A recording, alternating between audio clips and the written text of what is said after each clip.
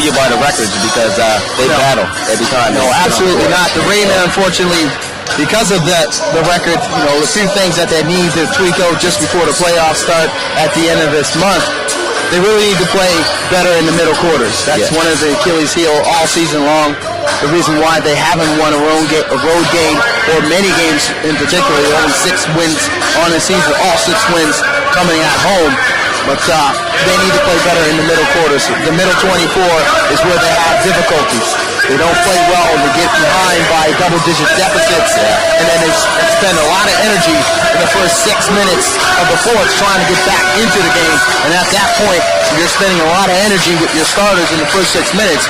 You got to rely on your reserves to win the game. And it's just not made that way in the sense of basketball. The top teams that ever won a championship didn't have to rely on coming back in the fourth quarter. Definitely, and ball movement's a big thing for the Rainmen too, right in that fourth quarter, I'd say. Yeah, absolutely. They need to move the basketball. Each team, they go into the game, you want to move the basketball. You want to get good touches. You want to make sure that the right guys are making the decision-making with the basketball, and don't turn it over, especially on the road. If you're averaging 20 turnovers on the road, and just right off the bat, turn over there, errant pass by Nortman to Farmer Tommy. So, that's the Achilles heel. Keep the turnovers down and make sure you get yourself good shots. But that happens at home as well with the Miracles. For sure. But now he's going to move the ball up here.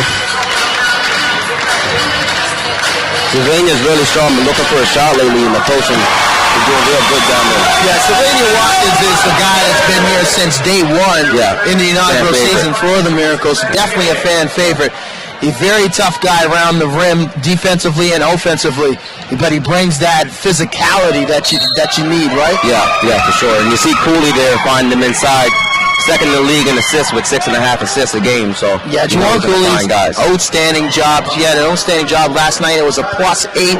10 assists last night and 2 turnovers, playing 48 minutes. Wow. Right now, the Halifax Rainmen are a little thin at the point guard position.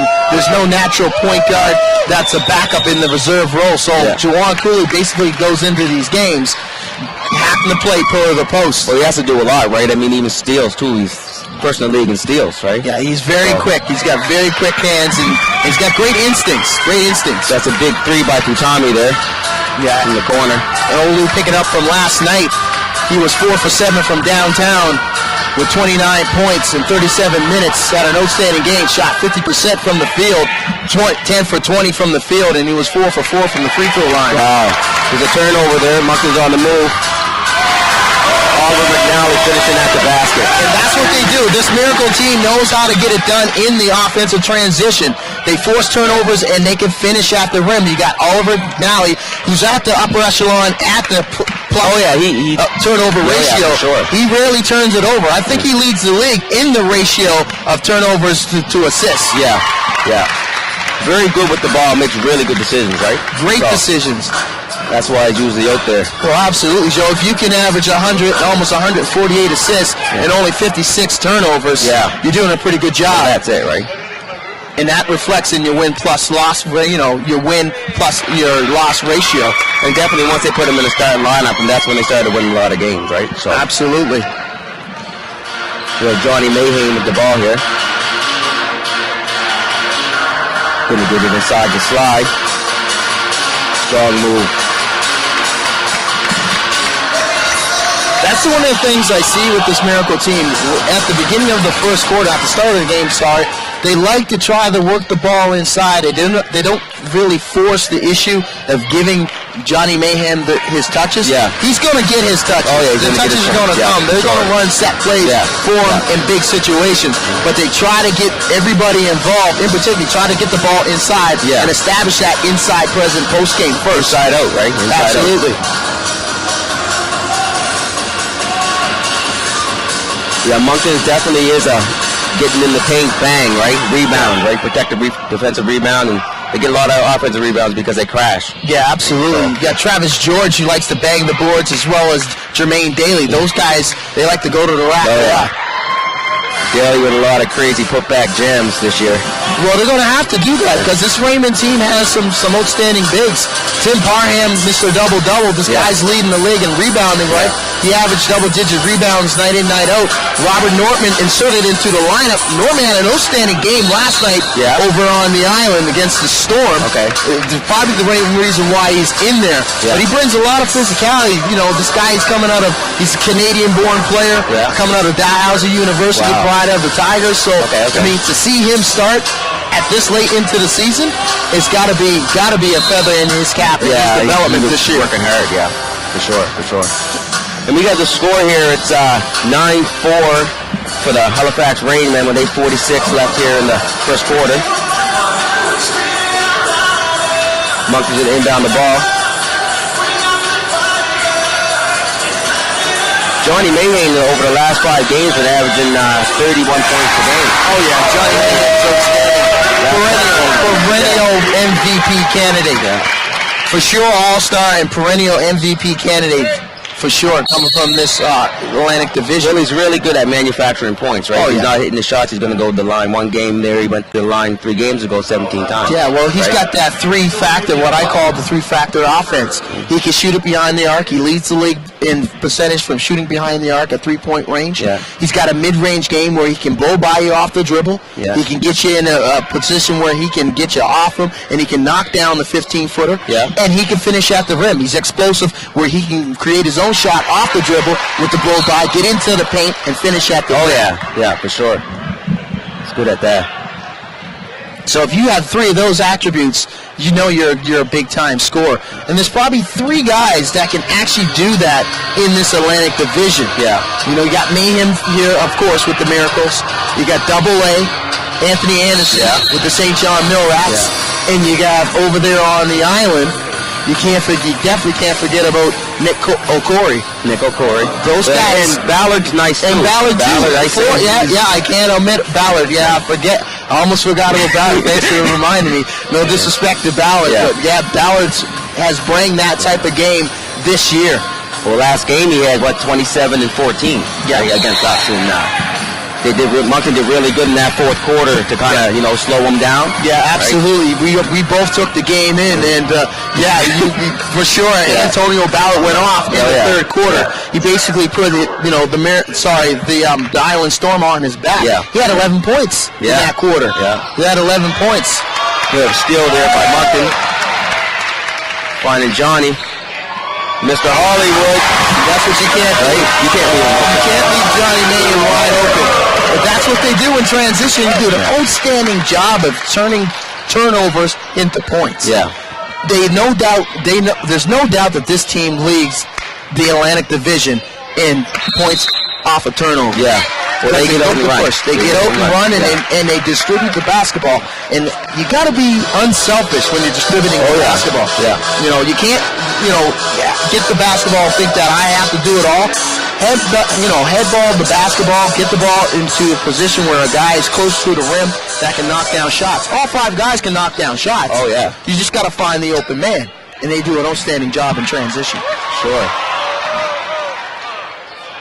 Cooley's going to settle down here. Look for Parham in the paint. Good move. See, that's a problem there for Travis George. George's got to do a better job of knocking Parham off the block. Can't allow Parham to catch that ball inside the painted area. Parham's pretty good around 5 feet and under. Yeah. He's got pretty good moves, and he's pretty patient getting to the rim, and he can finish. He can finish when he gets the opportunity. Oh, yeah, but George will definitely, once he gets to, score on a few times, not even a few times, give him 1 or 2, and he'll be banging.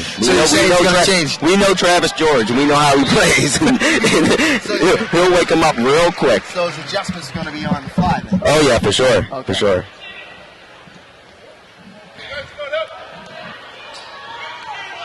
Good Johnny Mayhane's going to bring the ball up here.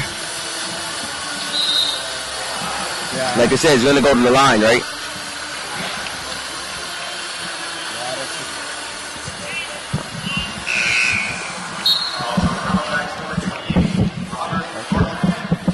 Johnny Mayhane goes shoot 2.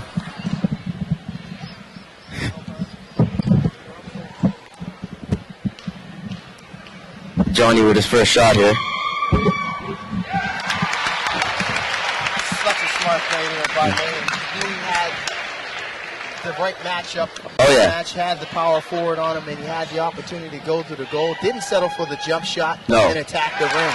No. That's what scorers do. Yeah. They attack the rim when they have the situations come up and present themselves.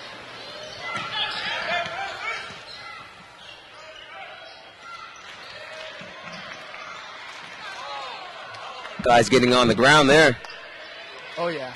The battle of the 50-50 balls and the loose turnovers are probably going to be the decider of this game. Both teams do a pretty good job of taking care of the basketball and not turn it over. And I mentioned that on the Rogers TV sports broadcast on Thursday. Both teams ended up with very high turnover ratio. Yeah. They had 20-plus turnovers. Yeah. That's a lot of turnovers to have at home and still win a basketball game. For sure. The Island Storm ended up with 27 turnovers, and to believe the Miracles ended up over 20 turnovers themselves. Yeah. In that first quarter, you witnessed it as well. That first quarter, it was just back and forth with the turnovers. Oh, 100%. The whole difference in the score after the end of the first quarter was that the Miracles capitalized on those turnovers. Yeah. And they do that at a pretty high clip. You can't give them easy opportunities in transition. No. Let them do a half-court set. And even then, you're still almost at a disadvantage if Johnny Mayhem's coming off the double screens and getting wide-open looks. Yeah. Williams with a look there. Big rebound by Fatimi. Fatimi's definitely a player to watch for the Miracles. Not the Miracles, sorry. Halifax Rainmen. Oh, yeah. Olufamatimi from Toronto went to the University of Arkansas. This guy is still on the watch for the Canadian national men's basketball team. Okay. So definitely deserves it. Definitely smart basketball player. Got a lot of offensive attributes. Just got to continue to play hard. But he's so smooth. You look at him and you watch him play. Not a lot of motion he displays out there. He's just a guy that just, when you watch him, he's just going to work. Yeah. It's all business, It's so silky, so smooth. Yeah. Some guys you can see in their face that you're attacking and they're out there, they're into the game. You can never tell. It's almost like he doesn't have a pulse. Vince Williams there. Senior Halifax guy. You're over in the Halifax huddle right now. What are you calling right now? This last 5:37 of the first quarter. We've got 5:37 left in this first quarter. You're only down by 2 points. You're doing some good things. Yeah. The one thing going into this game and going into every single game, you want to try to play solid defense. Yeah. And this is Yeah. They like to get baskets in the transition. Yeah. All of them is going to be able to distribute the basketball and find the open man, whether it's Johnny Mayhem, whether it's Daly, whether it's even, if they even have to go so far to give it to Travis George or Sylvania Walker to the post, they're going to make great decisions when they're doing their thing, getting up and down the court. The thing they need to do is not turn the basketball over, get quality shots, get second, third chance opportunities, put a lot of pressure defensively on the Moncton Miracles and make sure that they do not allow the Moncton Miracles easy opportunities in the front. Yeah, well, I say that'd be a big thing for them for sure. And as the Miracles, I just keep doing kind of what they're doing, banging inside, get good looks, and try to get a lot of rebounds. That's probably real big for them. Yeah, the second chance opportunities, that's real huge for every club in this Atlantic division. Yeah. The more second chance opportunities, the more pressure that you put on your opponent's defense, the better you're going to be going down in the fourth quarter, right? In those third and fourth quarter where it really counts. Yeah. The first 2 quarters, the first 24 minutes is just setting up for, it's a prelude. It's Cooley with a big three from the corner there. Yeah, it's Juan Cooley's playing an outstanding last 2 games. Like I said, the amount of minutes that he has to log, he knows going into the game he's going to have to play 48 minutes. Yeah. It takes a lot of mental discipline as well. Because defensively, you're thinking, well, I can't get into foul trouble because there's nobody to replace me. I only have 6 fouls, but on the other flip side, I can't give up easy opportunities defensively as well. So I got to make sure that I play good, solid defense. I got to give it 100% defensively. And I got to make sure that I'm on point offensively too. Yeah. Not turning over, taking care of the basketball and distributing the basketball and getting guys in the right position to be successful. Definitely. Slide misses the second one there for Teamy with the rebound. He's going to move. Cooley with a good look. That might have been a rush shot there, probably an ill-advised shot. It probably would have been better to continue on to the rim and force the defense to step up the lane and dish it in the lane and take that wide open three. Yeah. You're going to get it back on the rotation of the basketball. Movement of the basketball is going to give you that same shot that you might have passed But up. like I was saying with Halifax, like I said, I've been watching. It's kind of, when they get a look, they like to take it, right? Johnny Mayhay, Mr. Hollywood. The three. Nickname up here, Mr. Hollywood. Oh yeah, Is it Mr. one that Hollywood. you gave him, or is it No, that's his fan base. So the Mr. fans Hollywood. of Moncton call him Mr. Hollywood. Yeah. Wow. You know why though? Look. Now you know. Wow. Yeah, that is a blown call by the official. He was looking at the feet, not at the body. Yeah, and the fans giving it to him for sure. Oh yeah, that was totally a foul on the open floor there by Olu Famatini. Did a good job, concealing it. That was 2 shots plus the ball. Yeah, clear path. Clear path foul for sure. McNally, and that's going to be Travis George has to make that play. Yeah, that should have been. I thought George would posterize him, but yeah, that's a 4-point swing right there. Yeah, good shot by Jason Williams. He be playing real well too for the Rainmen lately. Rainmen's best all-around player, complete basketball player. The guy, there's not much you could say that he has a weakness in his game. Johnny with the runner.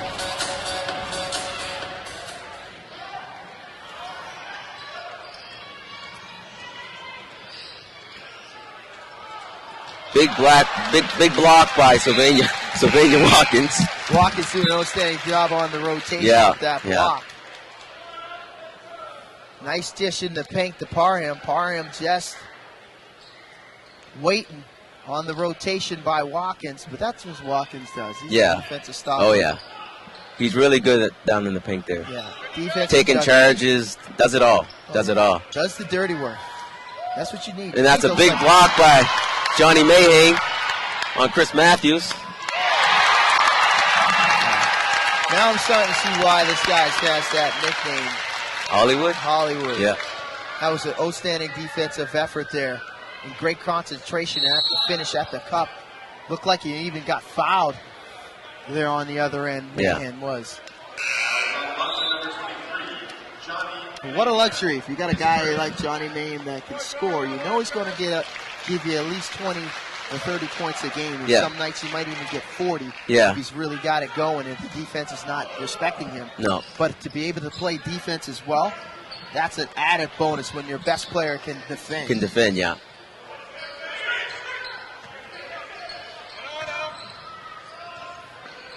Cooley with the jumper. Big rebound by Barber in the putback. Braven Barber having an outstanding rookie season. The number 3 pick in the NBL Canada draft by this Rainmen organization. Barber's had some great development for a young kid, 22 years old. It's always good to see the young players get into the big shot by Daly. And develop this year. Yeah. Oh yeah, for sure. You can see that he's been really working hard in the gym. And they're definitely giving him his touches. Well, Matthews called him off there.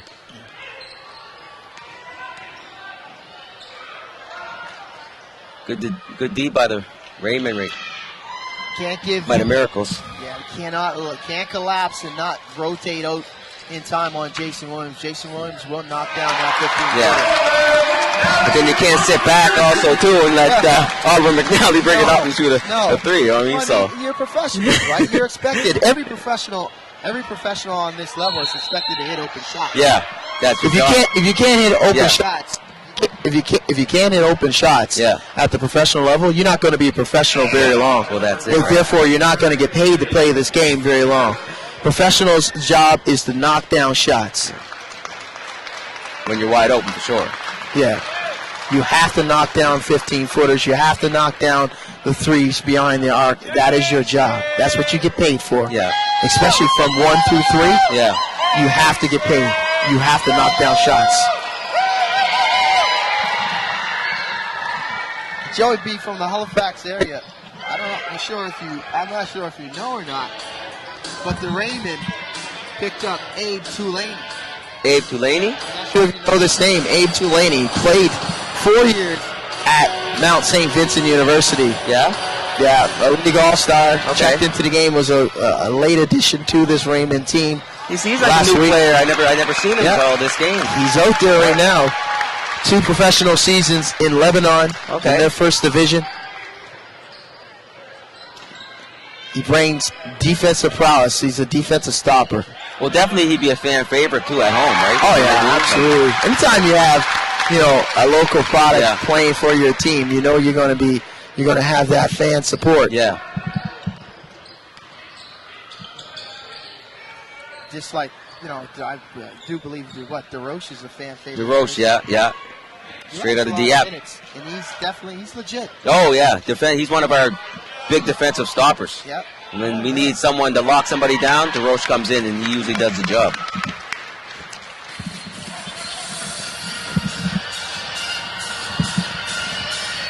Oliver McNally with the ball here over to Sylvania Watkins.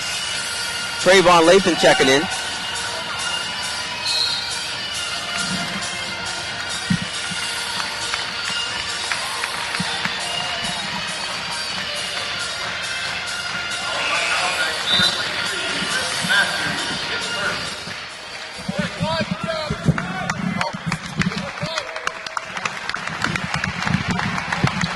Sylvania Watkins checking out here. And he gets a big round of applause there. Yeah. Fan favorite for sure. Sylvania Watkins, one of the original picks for this Moncton Miracle team. And Abe Tulane checks right back out. Just probably giving a blow to Jawan Cooley, who just came off a game 24 hours ago, playing 48 minutes. So he needed somewhat of a breather. Up and down there. Tulane checking right back out of the game. Good quality. It's had a good shot, opportunity at the goal. Yeah. Missed the layup, but nonetheless.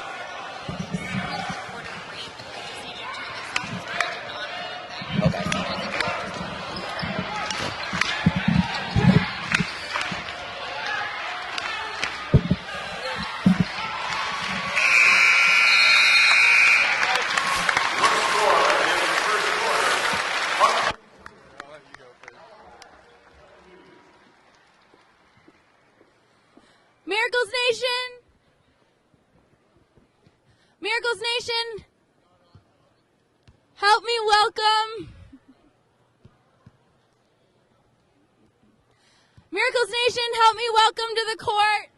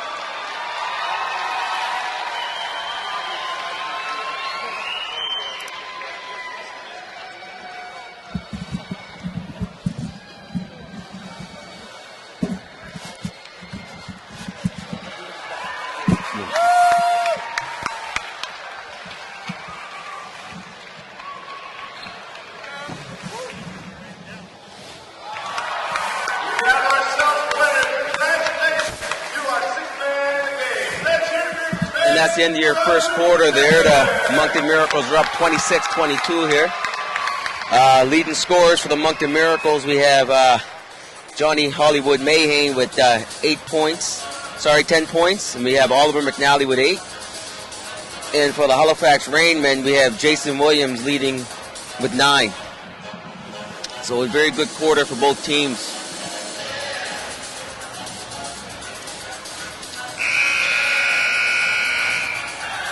Halifax Rainmen coming out hot there in the first few minutes of the game, and then the Miracles stepping up there for the end of that first quarter.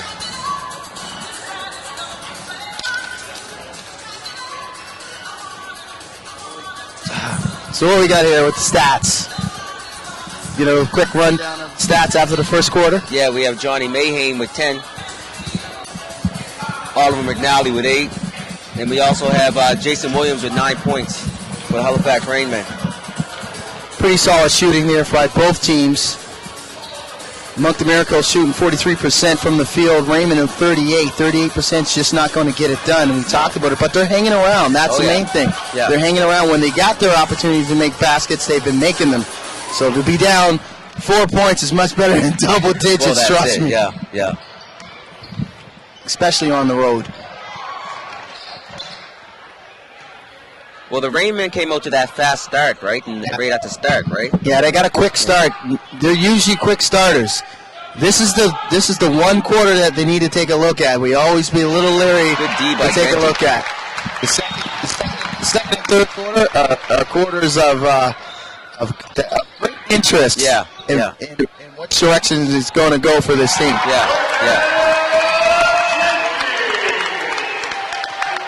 Big shot from downtown By Cordell Genty. Yeah. Genty's a veteran too, right? Oh yeah, 3 years since the inaugural season. And that's why they brought him in, right? Because he gets in there and he bangs, good rebounder. Yeah. And in the paint, really, there's not a lot of guys that can really go man to man with him. He's gonna great reserve player, a guy that brings a lot of energy, and he can finish. Yeah. Oh yeah. He can finish, right? He can finish with both hands, left or right. Yeah. It's a big 3 by Matthews. Can't let him shoot standstill shots coming off the screens. Very good scorer, Matthews. Yeah. Struggled last night on the island. Was 0 for 6 from downtown. So it was very important for him to get off to a quick start this evening.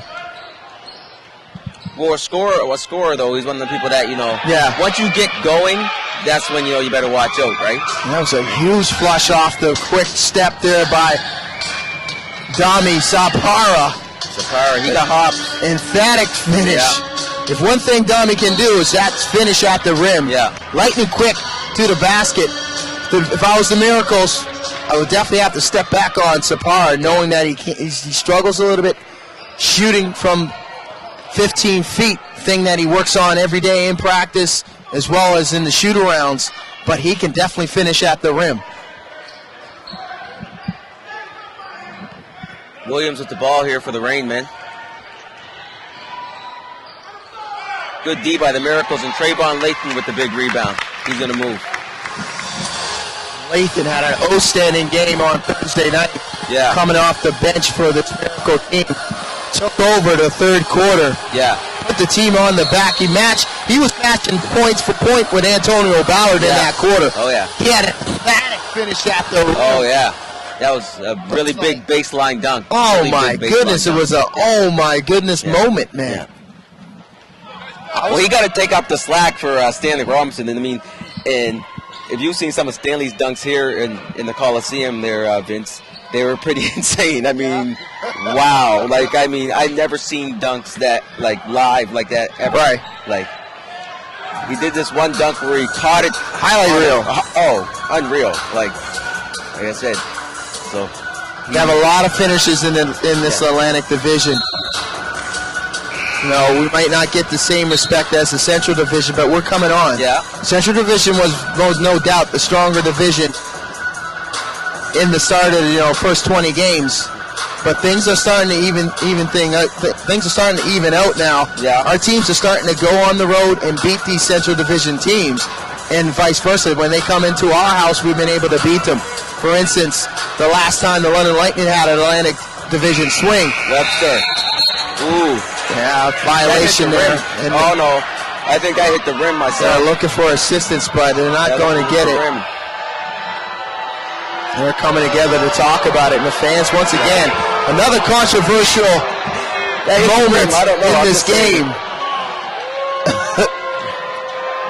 From my vantage point, I was too busy engaged in our conversation just to finish up on the Atlantic Division and the Central Division. The last time the two-time defending champions, the London Lightning, made this trip into the Maritimes, they lost both games. Yeah. Losing to the Halifax Rainmen, and then losing to the St. John Millrats. So the only team that's been pretty much successful over coming down here, well, there's two teams. The Brampton A's were pretty successful there on their road swing, and the Windsor Express were pretty successful too. But we are definitely giving them a run for the money. Oh, yeah, for sure. The Millrats are up there on the road from the Atlantic Division. They were able to knock off, the Mississauga Power. Yeah. They went right down to the wire and lost a heartbreaker last night to the Brampton A's. Wow. Kind of lost the same way the OKC lost to the Magic last night in the association. It was a dunk in overtime that they lost. Covell Johnson got the put-back dunk at the buzzer in overtime to beat the Millrats on the road, 128 to 126. Here's Genty there. Good pass by Trayvon Lathan. A little better D there by Halifax, letting him get a layup like that. Yeah, that's just unexcusable No. to have a layup underneath the rim. Such. You got to protect the rim, especially on the inbound. Yeah. There's Matthews there. Matthews If he starts getting off, you better watch out. Yeah, that's one of the things that we talked about. The Raymond organization talked about Matthews being a little bit stronger on the road. He has an outstanding percentage from behind the arc at home. But sometimes tends to struggle on the road. Struggled last night, 0 for 6, like I said, from the field. I don't know, but Webster's not getting any calls. Sorry to cut you off. Webster's down there. Are you looking for some home calls? You're looking for just basketball calls. Just because he's big doesn't mean you can just bang him. I mean, Barber's a little smaller than him, But so you're saying that he's getting away with a lot of physicality inside. But it's going both ways. As long as it's even and the officiating is the same way all the way through, both teams aren't getting an advantage over each other, then they allow them to play. Yeah. You got to allow some type of physicality at the professional level. I can see them not having that, allowing that physicality at maybe the amateur level, such as college or university or even high school. Yeah. But at the pro level, you got to be able to take a bump here and there. I say a bump, but you still got to call the game, though. Well, that's how you. Well, I mean, if you can take a bump here and there, that's why you work out and you get in the gym, right? That's what it's for. You build muscle and be able to take those hits. Just a power slash into the basket there. You're not hearing me. You're not hearing me. You're thinking the blatant fouls that you can see from here, 50 feet away, should be ones that they should be able to call 2 feet away. Well, that's it. Okay. No, but nothing against the refs. I mean, they're calling the game real good here. Yeah, they got a tough job. Exactly. Everyone got a job to do. Yeah. Give them respect. Yeah, absolutely. Well, we got a ball game here, though, Joey. I mean, 32-32 with 8:09. Yeah. Left in the second quarter. Like I said, like Halifax and the Miracles, they battle, right? Yeah, I mean, look at the wins by this Miracle team. The Miracles have only been able to win by beating this Halifax team by one time they beat them by 5 points, but the other wins are 2, 3, 2, 3. I mean, they're close games all the way through. Like the time they came to our house, you won it by 2 down the stretch, and there's a few times we were up here in the Coliseum where you beat us by 2 or 3. Yeah. So they play all the ways to the 48 minutes. Oh, for sure. Webster wanting to get in the paint. But you only get that when you got two equally, match-up teams. Yeah. You got equally match-up guards, you got equally matched-up post players, and you got equally matched-up second units that come in and, provide, a spark and a lift after the first unit. You got to travel on Cooley. Yeah, that's definitely uncharacteristic in the last few ball games by Cooley. Had no pressure on him at all defensively. Johnny Mayhem with the ball. Yeah, interesting matchup right now. It's Sapara. Same physicality as Johnny Mayhem. Yeah. Quickly, real lightning quick, so it's going to be pretty tough for Mayhem to beat him off the dribble. You got Genty with a good move. Yeah, it's a nice move by Genty and finish. Had the mismatch, and that's the mismatch right now by the Miracles and the Rainmen. You got Olu Falatimi, who's basically a 2 or a 3 being guarded by a 4. that can create off the bounce and make shots in the lane. Block, and we have a good breaking out. Oh, Trayvon Lathan. Woo! Oh, Trayvon Lathan. Wow. That's an outstanding finish by Trayvon Lathan, coming up a little gimpy there.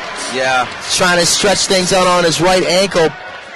That was an outstanding behind the back dribble to elude the pressure, the quick hands of Juwan Cooley, and the finish at the rim, which touched all of the rim. I think it did a 360 before it went in. You were pretty excited about it. Jeez, I was about to leave your seat. I was like, wow, what's going on? Where are you going? It's our team. Halifax moving the ball around real good now. Williams with a good look. Yeah, sharing the basketball. That's the thing. You got to be able to share the basketball and allow your teammates to get good looks, especially in the half-court set. Got to move the defense. And that's all day, right, with Trayvon Lathan. We can get to the basket. He's one of the players who can get to the basket almost at will. Yeah, well, he presents a very tough matchup defensively for anybody that's trying to guard him. Especially Trayvon Lathan is a 6'9" point guard. Yeah, like in essence, like a Magic Johnson. Yeah. He's able to create off the bounce, and if he's got a smaller player on him, he's going to exploit him with his ball handling skills. Ooh, that was Zapara almost with the steal, and that's what he brings. He brings that effort. That's a blatant travel there by Webster. Not sure what he was thinking. Yeah. But Zapara is down in a lot of pain here, Joe. Hopefully he's okay over there. It looks like more like a cramp of some sort. He's holding his leg, but No, it definitely looks like maybe a knee, maybe. okay. It's either a knee or maybe even a hip flexor. But he's holding something. It's definitely down in his lower extremities. Hopefully he's okay there. They can. Yeah, absolutely. Sapara gives it 110%. You've seen it on that last play, trying to knock the ball away there from Trayvon Lathan. Yeah. Hustling. One of the things that, back in, Rainmen Nation, try to look for a team to play a little bit more of, we can see it there on his kneecap there. He's got a little skid mark. He definitely looked like he came down on his knees trying to loosen it up. And now, how's that going to affect his hops for the rest of the game? It might affect us. It all depends on, how he's feeling. We got to get an injury report maybe at halftime to see how he's feeling. 5:59 left in the second quarter. I'm pretty sure he's probably not going to come back into this game unless he's 100%. The medical staff here at the Coliseum are going to take a good look at him, make sure that he's clear to go before they put him into the game. Like I was trying to finish on that thought there with Rainmen Nation back home. They want to see this team play with a little bit more urgency. Yeah. At this point, every team is trying to find their way, trying to make sure that all the intricate pieces are there, down the stretch. We're coming close to the end of, regular season.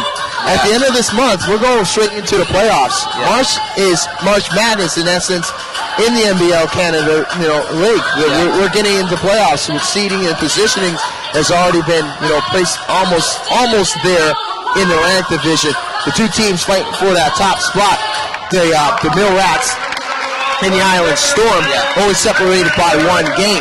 Yeah. So they're really trying to figure out, who's going to be number one and who's going to be number two. Okay. The Miracles right now basically have that third position locked up. Yeah. And they're going to, just basically waiting to see who they play. Yeah.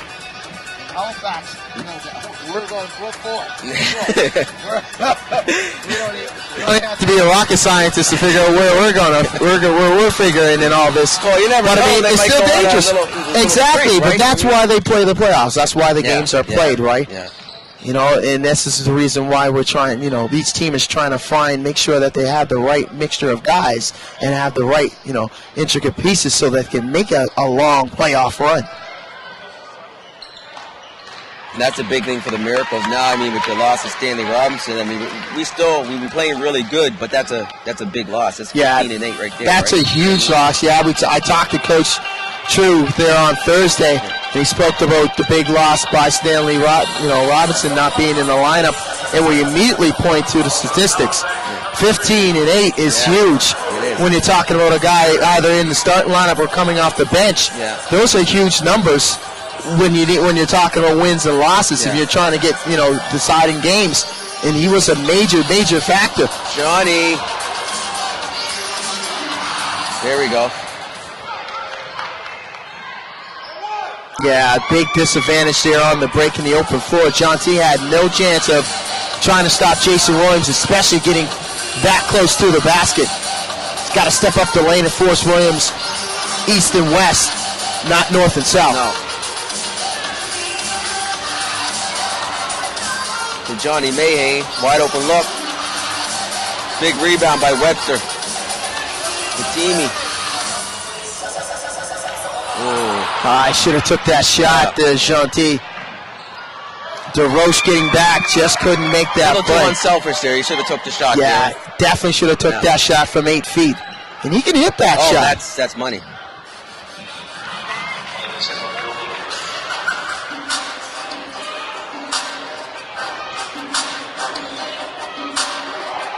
Oh, standing block there by Tim Parham. Yeah. You gotta travel here, I'd say. Yeah, absolutely, Steps. But he was looking for the contact. Yeah. And I think he might have had a case there from my vantage point. I want to get your take. I want to get your take. Was there a foul there? Well, this is the thing about that situation. He was trying to Euro step around Brandon Webster. Okay, Webster is wide. Like, really, where are you going? All he did was move over, and you're done. Like, and I think we're going to have a charge here, I'd say. No, that is a blocking foul. He was inside the circle and didn't establish position. Fans, that's call number 3 for the Miracle faithful that they should have had on the other side of that scoring. Parham did a good job, though, getting and making the refs make a decision. Well, Tim Parham did an outstanding job in transition for a big man, a 6'9", over 240 pounds. It's pretty tough on a dead run to get your body in the position to avoid the contact.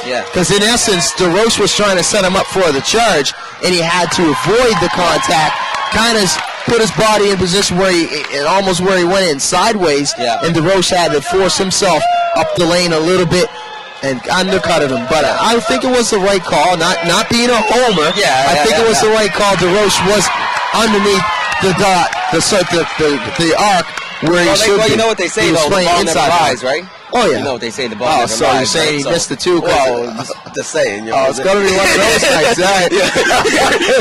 That's what they're saying. Okay. And DeRoche, he misses that one there. Okay. Halifax, the big rebound. So we're going to have one of those debates, the ball don't lie. So every questionable call, whether it goes the Miracles or the Rainmen way, the ball's going to be basically the judge and the jury in deciding if it was the right call. I'd say so. Okay. And we have the score right now. We have Vince's Rainmen up. Not mine. I'm neutral. I'm non-biased. I'm here on behalf of the National Basketball League of Canada. Right. I do broadcasting for the Halifax Rainmen in their home games, but I mean, I try to keep it straight down the middle. No, he does. Because it's a league of development, right? Oh, for sure. It's a league of development. We have the Halifax Rainmen up 39-38. Like on the Moncton Miracles. Yeah. Now you, on the other hand, you're definitely playing for the home team. You're the voice of the Miracles, so you have to definitely play into the hometown, fans in the crowd and give them a perspective. But I give credit to where it's due, though. Well, absolutely, absolutely. I enjoy basketball. We've been long-time basketball fans and participate in the sport, so we're definitely going to give respect to the players out there giving 110%. At this professional level, it's only proper. It only makes sense. Well, that's it. Right, exactly. Johnny Mayhew from the parking lot. And we have how many times have we pulled that line out? Johnny Mayhew from the parking lot. It's not, you can flow it off your mouth so fluently. That's where have you said that many times? A few times. Has it gone down? It's gone down more times than missed. That's not it. Right? He can shoot from pretty much Cooley there. Out of bounds. Yeah, Johnny Mayhew has no conscience. He can definitely knock it down from deep. And once he gets going, right, you got to watch out. That's the thing. He's got that NBA type range. Yeah. But I would definitely say the Halifax Rainmen are in a position where they're not used to being 3 minutes left in the second quarter and being up on the road. Though they George, did, a little though they right there. did lead, though they did lead last night over there on the island against the Storm. Oh yeah.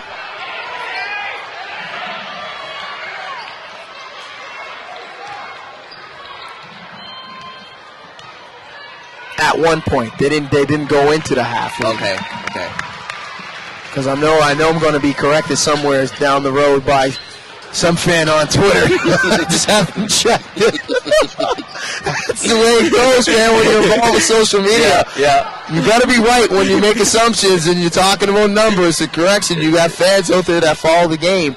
And we have educated fans at this level. And that's what's so exciting about the NBL Canada, that we have engaging fans that are engaged all the time. They are into their teams. You go to I've been to every single building this year, and I love how the energy, I can feel the energy from the fans and the knowledge of their teams and the knowledge of the numbers. Yeah. The fans all the time correct me on certain numbers. I'm not the greatest when it comes to numbers, so I mean, sometimes I do make mistakes, and I'm not, human, right? Exactly. And I'm not too proud to say, I made a mistake. But the fans, on my social media definitely, correct me if I'm off. Yeah. If I'm off by any type of number. Pyramid in the first one there. Looking good at the free throw line there. Hits both. Yeah, Tim Potter. Yeah. He's 2 for 4 now. From the free throw line. The first two, as you would call, ball don't lie, look kind of ugly. Yeah, but those two were real. They look good. And that'll push There are no doubt. no doubters. Yeah. Fatimi with tight D there. 41-38 with 2 minutes left here in the first half for the Halifax Rainmen. Miracles with the ball.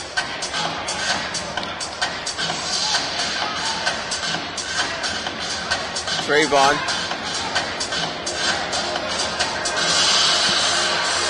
Into Sylvania Watkins. Good ball movement. Outstanding ball movement there. Great decision by Oliver McNally. He had the jump shot at the foul line, but gave it up to a cutter in the lane and Trayvon Lathan. Lathan doing an outstanding job moving without the basketball. Yeah. But that's what this team does, this Miracle team. They can get it done in the half-court sets. They're very clean, very crisp. Really? They rarely make mistakes when they're passing it around. Well, everybody gets touches, right? Everyone gets looks. We got a block there by Fatimi. And Cooley's going to move. Ooh. In and out.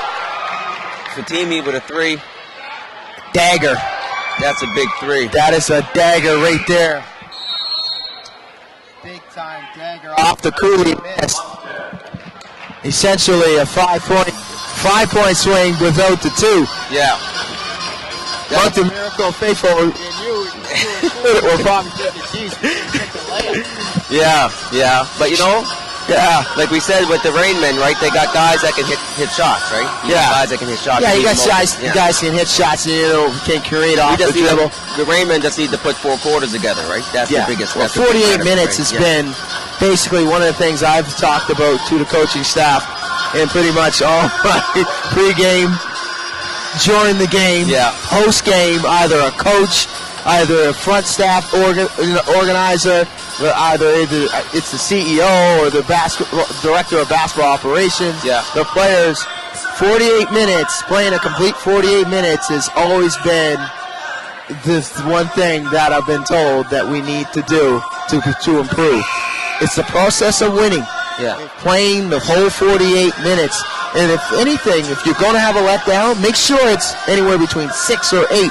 And if that 6 or 8 comes, it has to be either in the beginning of the game Or in the middle part of the game. Do not have that letdown come in the fourth quarter with 8 or 6 minutes left. No. So it gives you enough time to make adjustments on the fly and correct them and make sure that you're strong going down the stretch. Definitely. We have the Miracles inbounding the ball here, down by 6. Yeah. Trayvon Lathan's going to bring the ball up. He's going to work this around in the slide. Strong move. Grabs his own rebound. Yeah, second chance opportunity, staying with it. Great play by Sylvania Watkins. Cooley's going to move here, get over to Williams. Sly was looking for the foul there on that last one. Williams trying to cut through. They got to travel.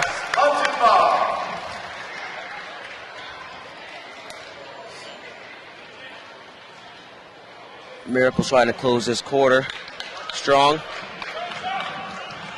Raymond trying to make some stops.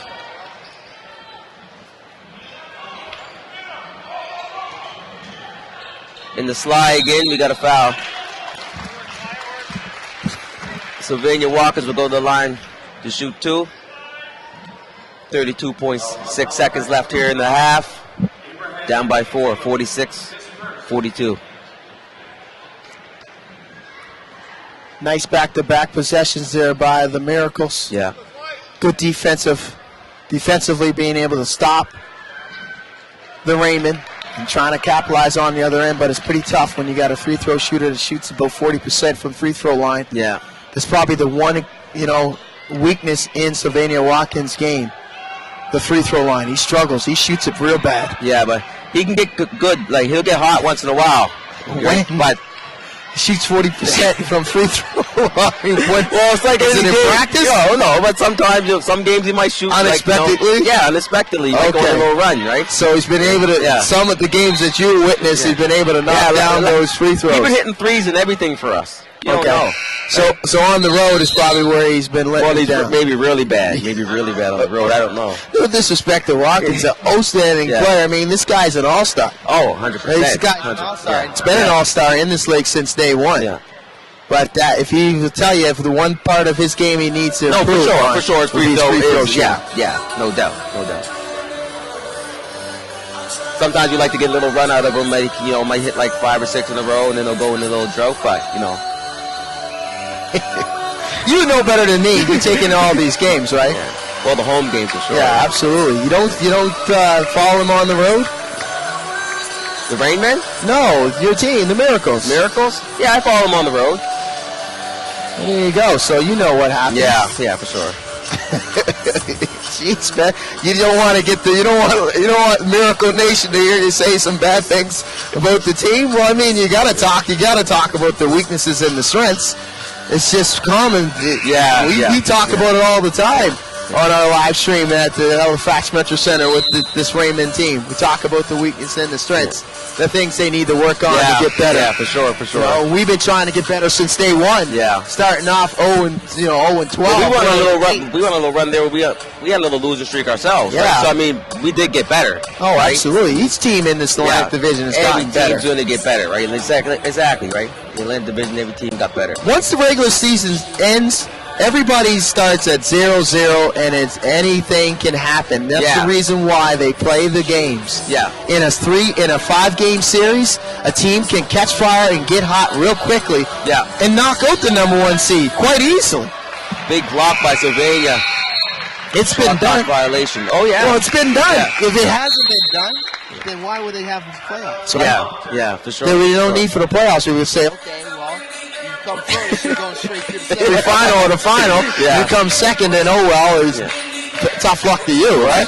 That's it, right? Any team got a chance in the playoffs. Oh, you have a chance. Yeah. We've seen it so many times in the playoffs. Yeah. You've seen it. You watch enough basketball, enough sports to see, in hockey. It happens in hockey. Happens in baseball. It happens in football. Yeah. The one team that you think is the odd-on favorite to win it all sometimes doesn't get it done and win it all. Yeah. Right? Oh, for sure. The team that goes into the playoffs hot and continues that hot streak is the team that comes up in finishing. Well, if you finish strong, right? You finish strong the last few games, you kind of carry that momentum right into the playoffs, right? Exactly. Finishing strong and giving yourself a chance in the playoffs is just being there and giving yourself that opportunity. And we have 7.3 seconds left here. Truax is drawing up a good play here. How do you know? You're not even in the huddle. Oh, I know.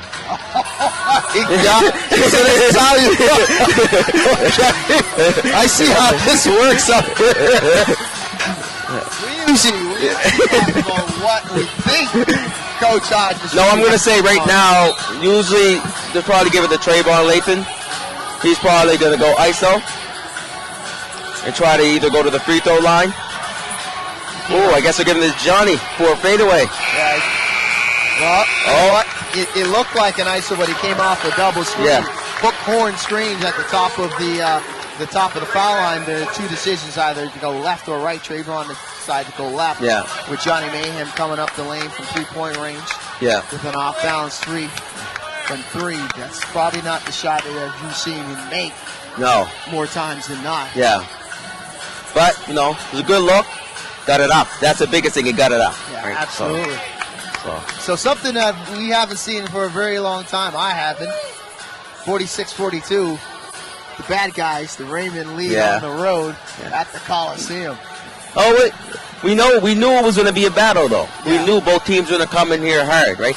One thing I haven't seen from the Rainmen, which is we usually see, is press. They haven't really pressed this game. Yeah, right? they're not using the pressure, but it's working for them. So you got to, why would they use the press right now and get everyone tired? But right? I would definitely say it's the thing that they can't use with a depleted bench. They're only coming to this game with 9 players. You don't have a backup point guard. You're missing, in essence, 3 players. So to expend a lot of energy putting pressure defense, and not being able to get the looks that you want on an offensive end, it's probably a better strategy.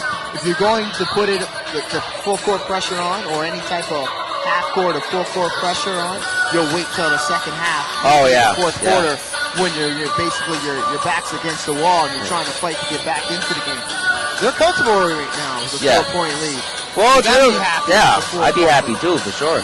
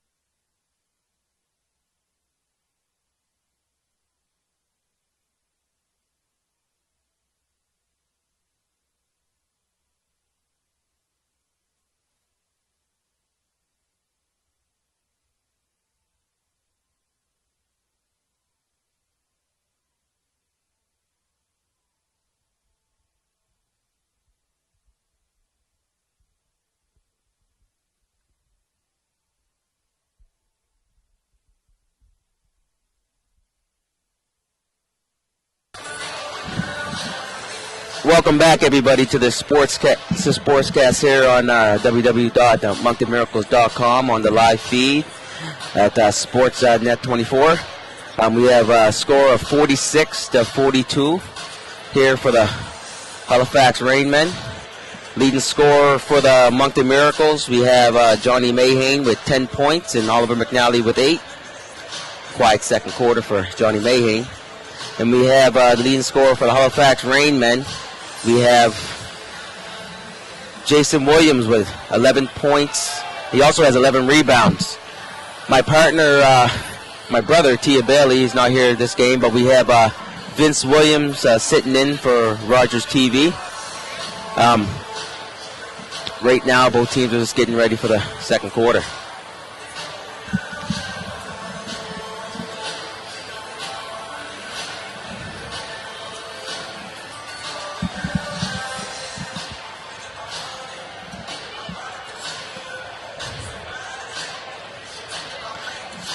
Checking the stats here, we have the Moncton Miracles. They're shooting at 35% right now, and that's not going to cut it for the second half. We definitely need a little more there.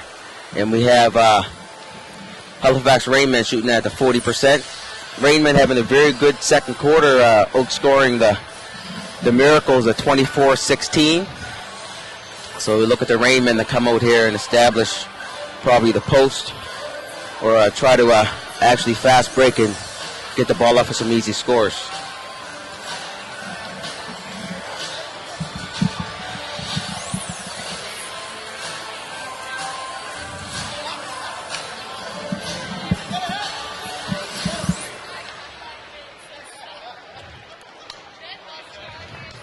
Hey, man, hey, you gotta get your pat on the back.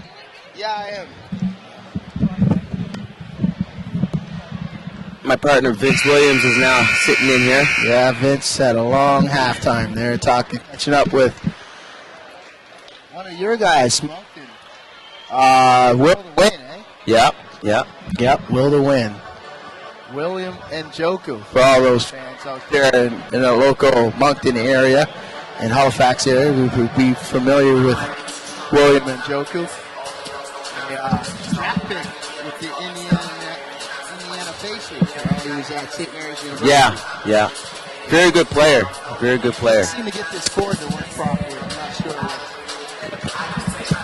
I keep yanking it. There you go. I don't know if I'm losing reception. I think I'm losing reception back home or out on the edge. Well, right now we're getting ready to start the second half.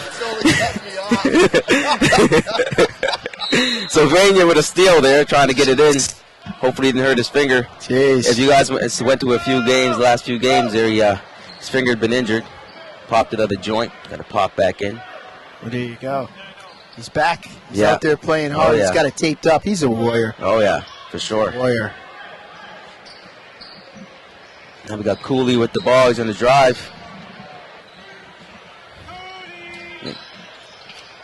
Halifax is looking to establish that post position.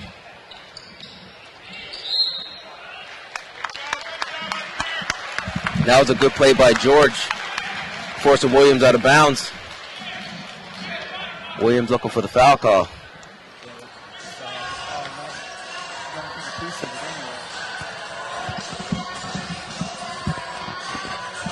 Down in the George there. George with a good move. Ooh, Parham with a big block. So you're saying that wasn't a foul? I'm not saying it was a foul. I'm just leaving it in the ref's hands, right? Ref made the call.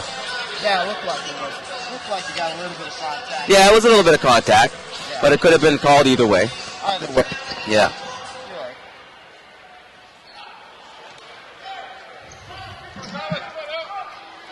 Travis missing the first one.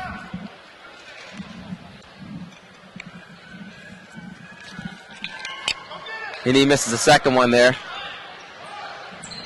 Cooley's going to move the ball up. Yeah, the guys that have been getting some free throw looks, no disrespect, Travis George and Sylvania Watkins. Not the two best free throw shooters on the team. No. Not the two best free throw shooters in the league. Yeah. Let alone the team. On the team, yeah. So. Well, that's the thing you're going to get, though. If you're going to throw the ball into the paint, right? And they're going to bang, they're going to go to the line. Big rebound by Parham. Yeah. Mr. Double-double coming up big. Yeah. Like we said, he leads the league in rebounds at 10.7 a game. Oh, the Raymond are now starting to work the Miracle. Yeah, in the paint. On the boards. Jermaine Daly, a guy that doesn't usually get pushed underneath the basket. No. Great block-out defender. Yeah. Just got pushed right underneath the basket there by Williams and put the put back in.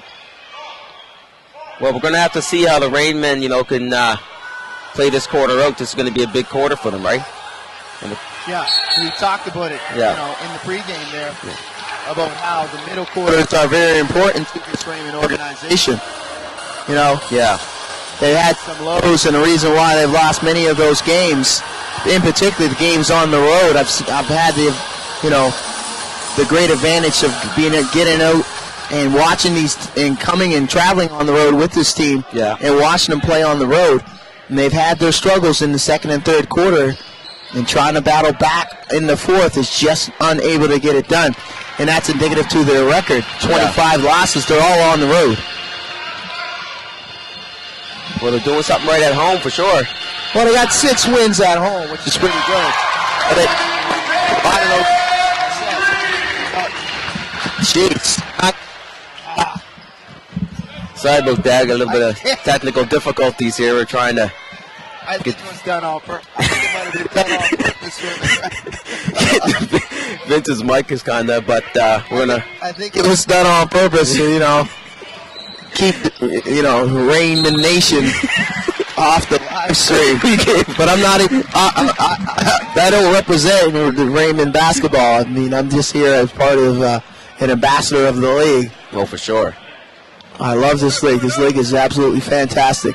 Definitely really good ball, right? You come out and you're going to enjoy yourself, right? Yeah, nothing but Respect for the professionals at this level. And that goes, not only goes for McNally with a big layup there, going to the line. Great patience. That not only goes for the players, that's, respect for the organizations and the hard work that they do with the many volunteers that are involved in making this league one that I truly believe is strong. It's a very strong league. You're right. Yeah. And it's all predicated by the great, volunteers that are involved in these many organizations. Yeah. There's McNally there. Big free throw. Been able to get a little bit about the basically the teams in the Atlantic Division, but you also got to give it up propers to the Central Division as well. Yeah. Great volunteers, great leaders at the top leading these organizations only makes the league stronger. And getting the community involved is really big. And that's one big thing about Moncton. Like, we get community involvement. Everybody involved. It's the same thing in Halifax. I'm sure it's the exact same thing. And everywhere else in the league. Yeah, you see it when I've been able to go to these venues. I've been able to see it. I've been able to see how involved the community is involved with these teams. They embrace these teams. They love these teams. The fans absolutely love these players. The team, you get in good position there. Yeah, that's a defensive mismatch right there for Oliver McNally. Just doesn't have the quickness or the size to guard Famatimi one-on-one. No.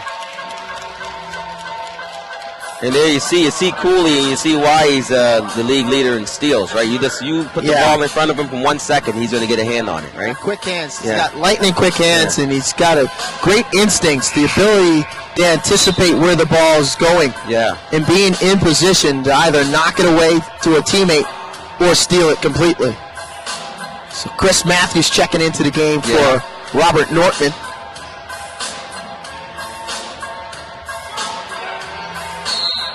Wow. They're banging down there, like I said. Right? They are banging. I'm not sure that's a personal foul, though. I think George leaned into him. I seen George yesterday at the gym. Serious.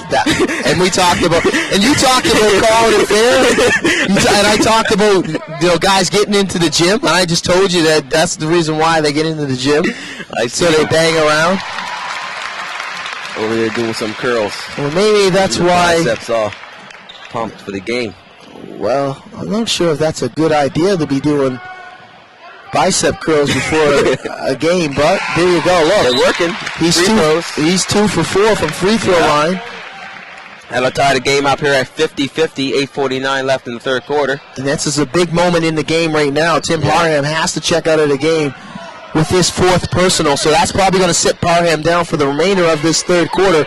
So the Raymond are going to have to get some huge minutes out of their second unit out of Rayvon Barber and Robert Nortman.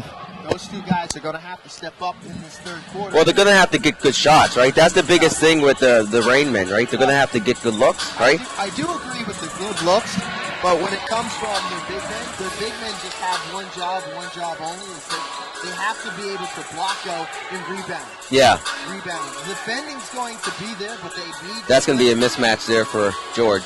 Too strong down there. We know. Nothing against Barber. Barber's a good player, but George down there is just a little too strong for him, I'd say. Yeah, George is a strong player in the post, but can George finish? Yeah, well. Can George finish? Yeah. George might, struggle A little bit finishing at the rim. Yeah. Well, Barber did a good job by forcing them, by forcing them, to miss a few of those easy bunnies there. But yeah, if I can consistently get this headset to work properly, I'd be a pretty happy camper. George misses them both there. Cooley's going to move.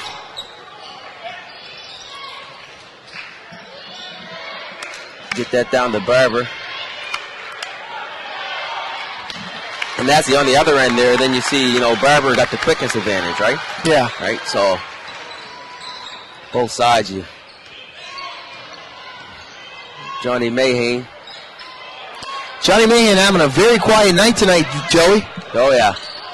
Not getting a lot of touches. Looking for a shot, though. He hasn't really been... Well, he's got to look for a shot. They need Johnny Mayhem to put up that 21, 23 points per game. Especially, you don't have Robinson's 15 points. Yeah. You're not getting a lot of looks in the transition. Halifax is doing an outstanding job of getting back on defense and limiting those transition looks. Most of the looks are coming in the half-court set. Yeah. So you're going to have to rely on your number one scorer to start producing and getting those touches. That was good D by Sylvania Watkins. Yeah, Watkins doesn't give up any free baskets. No. I don't think I've ever seen Sylvania Watkins ever give up a free pass, even with 5 fouls on the brink of fouling out. He's going to challenge it to the very end. For sure. Can't allow this guy to come off the screens, wide open jumpers. Well, Matthews is going to look for a shot, right? Yeah. He's going to go for it, and there's Fatimi there. Great play. Yeah, that fell was a asleep. good move by Fatimi. Fell asleep there. Jermaine Daly. Lackadaisical inbound pass to Sylvania Watkins. Both guys are having a conversation with each other. Watkins is looking for a foul. Yeah. Framatini with some heads-up play of picking it off. Wilton's a little dead tonight, Joe. Well, we'll get going. We'll get her going. Get her going. Rocking Thursday night against the Island Storm. The Island Storm's another team, too, that we wake up for, right? The Island Storm's just a natural. It's just one of those teams you have a natural rivalry with, right? You're going to play each team basically 10 times within your division. Yeah. But I'd like to see McNally go to the basket a little more like that, right? Yeah, McNally's got to be aggressive. Shooter. He's got to be aggressive. Yeah. Well, he's amongst the league leaders in free throw percentage. It makes as well. Yeah. So you want to see him being a very aggressive offensively. He's got to pick it up, especially if the Halifax Rainmen are doing an outstanding job on Johnny Mayhem and limiting his touches and looks at the goal too. Yeah. Because it looks like basically the game plan is to deny Johnny Mayhem all over the court. Yeah. And not help on him. Make it hard for him. Yeah, just basically play him and deny him the basketball and take the decision process out of his hands. Yeah. And force other guys to beat him. And if the Miracles are going to be successful, Oliver McNally's got to get involved in that particular game plan, as well as Trayvon, Latham when he comes in as well. Oh, yeah.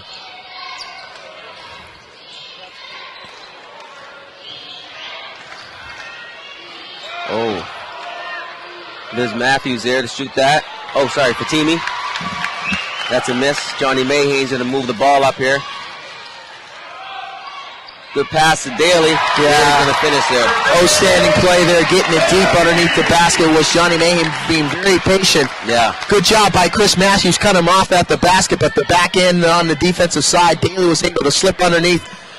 He being defended by Famutimi. Long rebound for Timi, gets it. Halifax with a lot of offensive rebounds right now. We got to protect the defensive board, and we have George getting down the jump ball. Yeah, I'm not sure if that was the right decision by Chris Matthews. He had a wide open three from beyond the arc. Yeah. McNally was recovering real late, but charging hard, closing out. I would have much rather see Chris Matthews take a chance at shooting that shot. If he did miss it, Famutimi would be in a good position to rebound and get that second chance opportunity. Sure.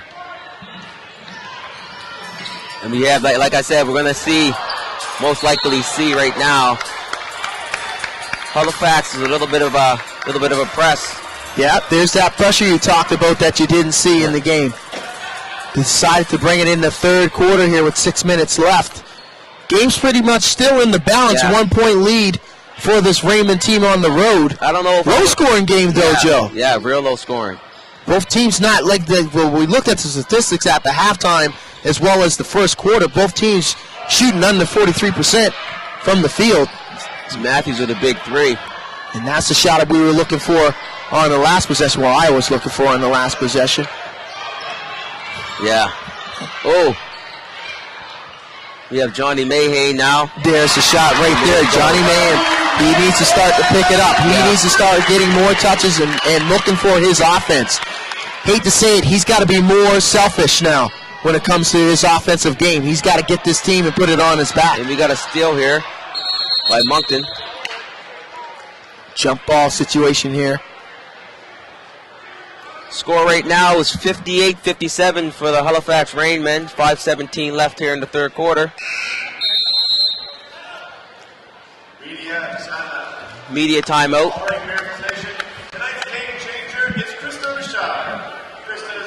Now, would you keep the Rainmen? Would you keep the press on if you were the Halifax Rainmen, or? Well, I mean, it all depends on, you could do it with makes and misses or in situations where you know that you're going to have guys in the right spots. I wouldn't do it all the way through because it's going to be a time where Oliver McNally is going to make the right decision and pass it to the open shooter. And that open shooter is going to be only 2-3 feet away from the basket. Yeah. In a tight ball game here, you want to continue to stay tight. Go with what's working. Maybe give them different looks on different possessions, but don't do it at a consistent basis where they're able to make adjustments on the fly. For sure. If this Miracle team makes adjustments on the fly and give a heads-up point guard like Oliver McNally an opportunity to figure out what the defense is trying to do to him, then he's going to hurt you. He's going to find that open man, and that open man's going to be too close to the basket for the Raymond to close out and defend. So I would do it in spurts. I wouldn't do it consistently. Okay. Like those last two possessions, good. Now go back to your half-court, sets where you're denying the basketball all over the court to Johnny Mayhem, taking him out of the game, and forcing other guys to beat you. Yeah. But they've been doing it. They've been able to do that thus far up to this third quarter. A good job defensively. Yeah. But I want to see Johnny Mayhem to be a whole lot more aggressive. Yeah. You don't want to see a scorer shut himself down. Don't get discouraged. He needs to do a better job, and the team in itself needs to do a better job of applying it off the ball for him to get those looks coming off screens, multiple screens, so its defender doesn't get too comfortable in denying him the basketball. Don't make it easy for the defender. No. Send the defender through a few different screens, and Johnny Mayhem needs to move without the basketball, forcing the defense to stay with him. Okay. And there's Matthews there off the screen. Good fadeaway. That's a tough shot by Matthews. That's a huge shot. Chris Matthews, like I said, struggled last night on the road at the Eastlink Center against the Island Storm. Was 0 for 6 from three-point range, but he's 3 for 3 for downtown. That's one guy you got to pay attention to defensively. Deep position.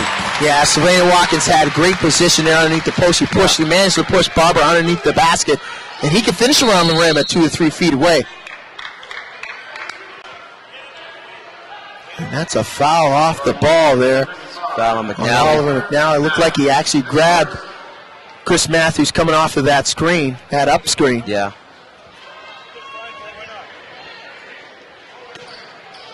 Fatimi to inbound the ball.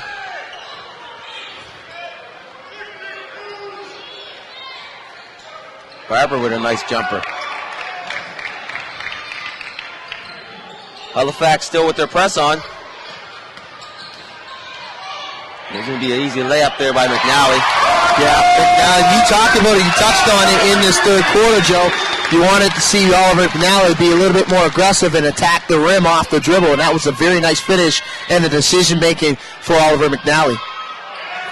Yeah, this Raymond team are knocking down threes. Shots, right? They're hitting shots, and they're getting them wide open. That's the problem. The Miracles are rotating, trying to take away the dribble penetration, but not closing out on the recovery. Here's Daly with a good, strong move. Halifax player tried to set up for the charge there, but didn't get it.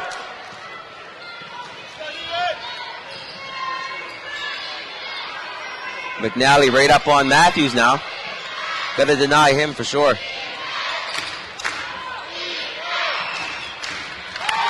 Yeah, that's a bunny there for Fatimi. He's got an outstanding mid-range game. He can definitely hit that shot. Uncharacteristic miss. Ooh. Wow, that was from the parking lot. I was waiting for you to say that. Well, that's his range. That's where he usually shoots from. I'm pretty sure if he would have made it, you would have said it from the parking lot. Yeah. I think you jinxed him from the first time. So you're waiting for him to knock it down. Yeah. Little short. It was a little short by Johnny. Yeah. Got Genty checking in and Alex DeRoche checking in. Travis George and Daly checking out. Crowd giving him a hand.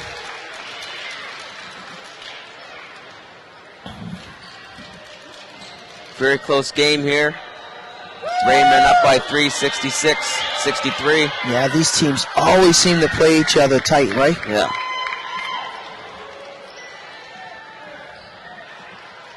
In essence, you want to pull that phrase out. The fans always get their money's worth when these two teams play each other. For sure. Matthews with 2. Yeah, Chris Matthews, a pretty outstanding free-throw shooter. Yeah, probably the 2 best free-throw shooters, if not 3, in the whole layup here for DeRoche. Yeah, DeRoche. And they're going to put him on Cooley here.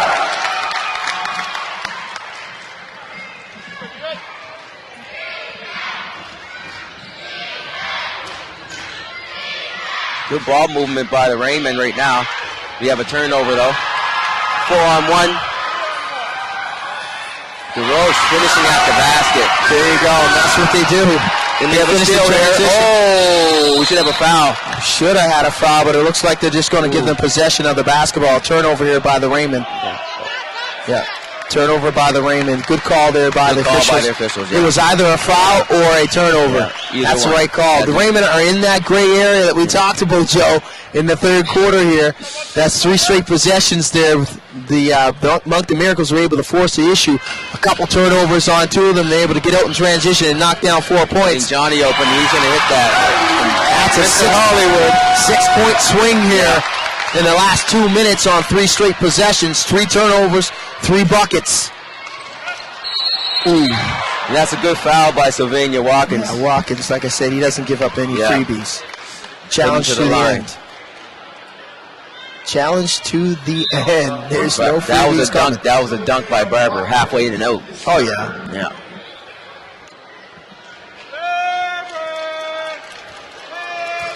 The fans giving it to Barber here at the Coliseum. Do the fans give it to everybody here at the Coliseum that's on the opposition? Oh, yeah. Sure the fans can hear it. The fans giving it to him at the Coliseum. Yeah. How many times you use that phrase too? I'm getting all your little phrases tonight here. You're very comfortable with it. This is cool. You have to mention the fans. The fans are very important. They're very important. They're the most important part of this league. Not only this team, this whole league. And we got a blocking foul here and one.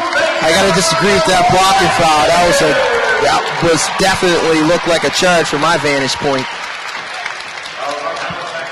I'm going to stay quiet on that one, folks. Of course you're going to stay. Now, when it's in the now, see, if I try to say something with the Raymond, you're going to stay quiet. I don't know. Come on, you got to give him a non-biased opinion. Yeah. Did it look like a charge? I don't know. It looked like his foot was moving. Oh, my goodness. Sliding. He was still sliding. It was a good job, though. He almost got to the spot. Sylvania's going to go shoot the line. Shoot at the line. Shoot one. Oh. Yeah, the Moncton Miracles are making a living this game with points off of turnovers. The Rainmen are basically allowing this team to take over this lead by turning the basketball over. You can't turn a basketball over on the road. That's the biggest thing, eh? And Matthews he's feeling it. Yeah, this third quarter, he's really been improving. Yeah, and he's been hitting his shots. Oh yeah, like, that three guys balls in right his face, there. like guys are right there. So you look at the statistics real quick here. Second chance opportunities. The Halifax Rainmen are leading with 19 points, but points off of turnovers 19 for the Miracles. By Matthews, he's going to move.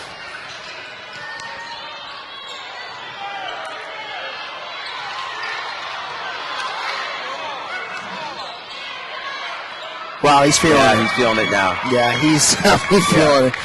Jeez. Remember that game we used to play on Nintendo where there was one guy was heating up and he used to say, he's heating up! NBA Jam. NBA Jam. He's heating up. He's on fire right now. Matthews is on fire soon. Yeah, Matthews is on fire. He's shooting a very high clip. And a big thing, I think, for the Miracles, too, I mean, you can't have second chance opportunities when it comes to rebounds. I mean, the ball came down the middle of the key, and second chance opportunities, 50-50 balls usually decide basketball games. Got a lot of time left, though. We got a whole fourth quarter to go. The Miracles can make those adjustments going into the fourth. But Chris Matthews have an outstanding game, Joe. He's 7 for 10 from the field, 21 points, a big-time bounce-back game for him. I mean, have a good D. By Alistair Roche. And that's what this Miracle team does. They never give up on possessions. They don't give up freebies. If they're going to get a freebie, he's going to come away with a challenge freebie. If somebody's going to be flying by trying to distract you or trying to block your shot, they don't give up free balls. They hustle to every single play. There's no easy baskets when the Miracles are defending in the transition. Oh, that was good read by McNally. He's going to attack the rim, which he should. He's going to go to the line shooting, too. You knew he was going to attack a Sapara off the dribble when he got that steal on the open floor. Very high basketball IQ, Oliver McNally. And which he should. The guy's an Ivy Leaguer coming from Harvard University. He should know a thing or two when it comes to IQ. Whether it's basketball or just basically academics. Real life. Real life itself too. Not particularly sure what he's like real life. You probably had a better opportunity to talk to him one-on-one than I do. Being the voice of the Miracles. But this guy, ironically, was in the Rainmen camp. Oh, yeah? In the inaugural year, in the first year, he was in the Rainmen camp and was a cut. It was a late cut in training camp for this Rainmen team. Ooh. A little bit of a sloppy play here. And Matthews, he's most likely going to... And that's a good block by Trayvon Lathan. Great challenge and great recovery and transition defense by Trayvon Lathan. Both teams playing a lot of helter-skelter, turning it over. They're both trying to break out right now, and everyone's getting hands on the ball. Yeah, trying to get in the open floor in the transition game, not taking care of the basketball, not making good decisions, careless decisions, and turning it over. And it looks like the Rainmen are going to hold for the final here. 14.6 seconds left. Cooley shooting the three, and that's good. Outstanding kick and drive by Dami Sapara off the dribble. 6 seconds left here.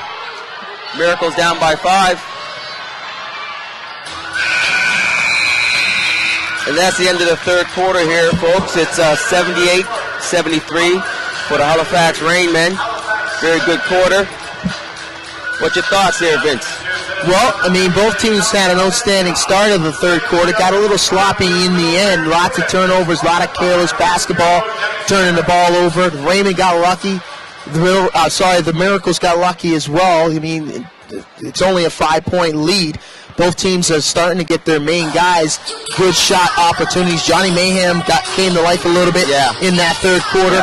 Same with Oliver McNally. You want him to be a little bit more aggressive offensively and attack the rim. He did that. He was able to establish that. But Chris Matthews, coming off the bench for the Raymond, has been the spark and allowed them to get this 5-point lead. As I talked about it in the third quarter, going at the end of that third, Chris Matthews, if you look at the percentages here, his numbers, he's 8 for 13 from the field, 5 for 7 from downtown. So the Miracles have to do a better job of stepping out and recognizing where Chris Matthews is. On their rotation, they need to close out and force him to put the ball on the deck. And even still, he's still able to put the ball on the floor and create off the bounce and knock down that 18-footer as well. But this quarter is going to be a big one for Johnny Mayhem. Johnny Mayhem has to play a more selfish basketball game. I know this Miracle team likes to, distribute the basketball, give everybody multiple touches, and get them involved in the game plan. But Johnny Mayhem has to take the shots down the stretch. That's why he's your guy. He needs to be able to, force the issue. Not force the issue to where he's forcing shots, but being aggressive, putting a lot of pressure on this Raymond defense. I'm going to say the scoring leaders here for the Moncton Miracles. We have Oliver McNally with 17 points. And we have Johnny Mayhem with 18 points. For the Halifax Rainmen, we have Chris Matthews with 23 big points. And we have Jason Williams with 18 points, 14 rebounds. So he's been doing a good thing on the rebounding end, right? So 4 offensive rebounds. Jason Williams, like I said, at the top of the live stream, Jason Williams has been the most consistent player for this Raymond team since being acquired by the Raymond when they were struggling early in the season. He's put up some pretty good minutes and some pretty good numbers as well along the way.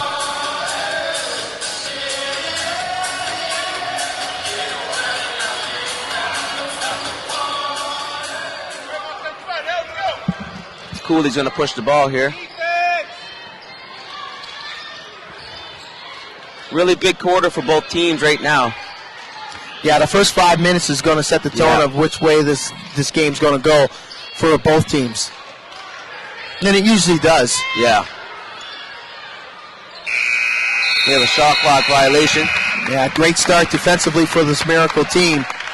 Trayvon Lation challenging Jawan Cooley. Cooley unable to get that floater in the lane, but that length comes into play. 6'9", 6'8", going up against 5'9". Usually going to win defensively. We have a block there by the Rainmen.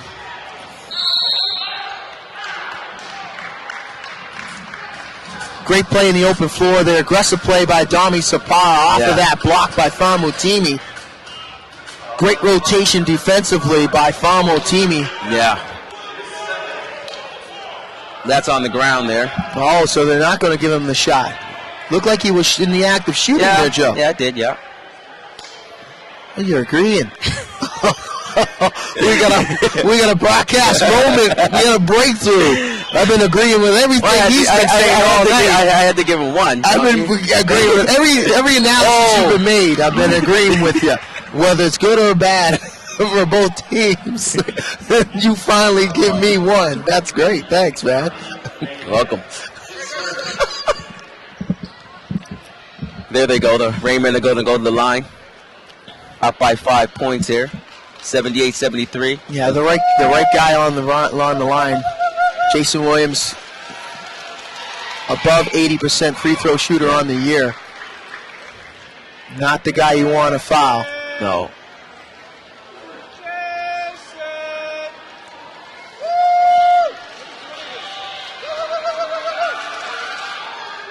And he knocks them both down, push this lead to 7. Trayvon's going to move the ball up here.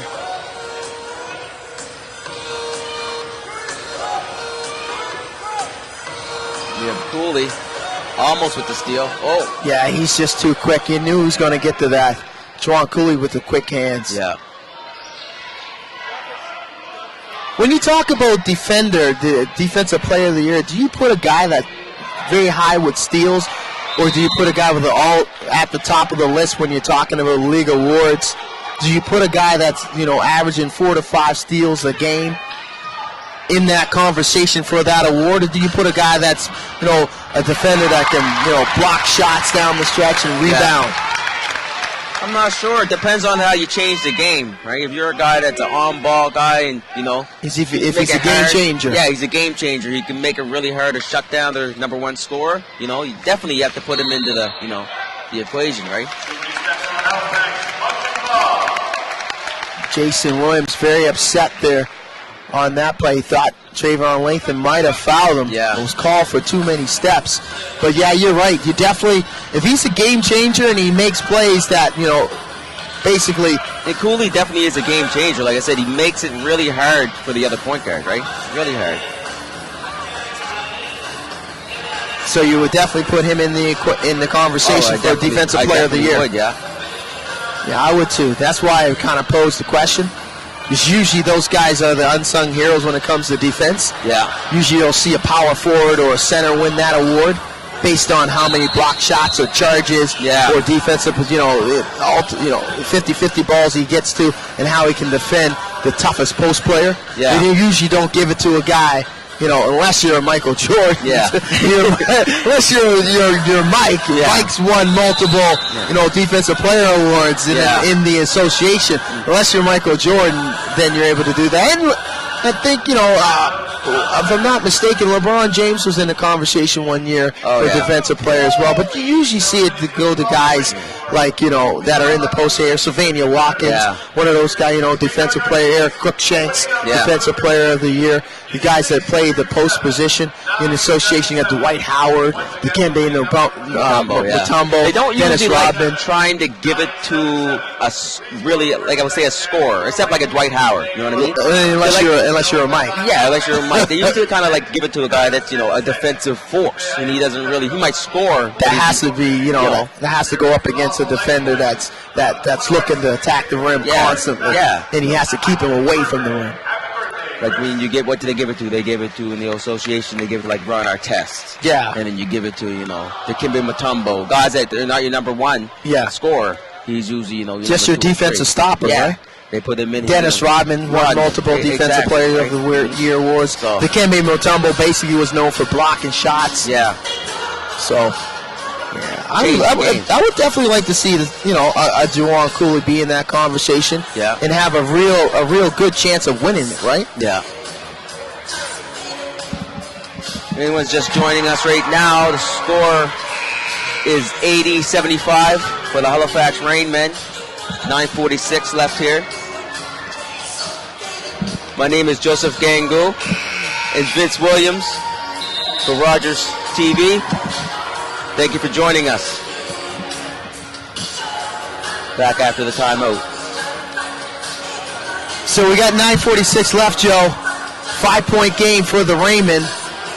Position they've been in many of times against this Miracle team. This Miracle team's been able to find a way to win, especially at home, and overcome these type of adversities. But they need to start doing it on the defensive end and taking care of the basketball on the offensive end. Yeah.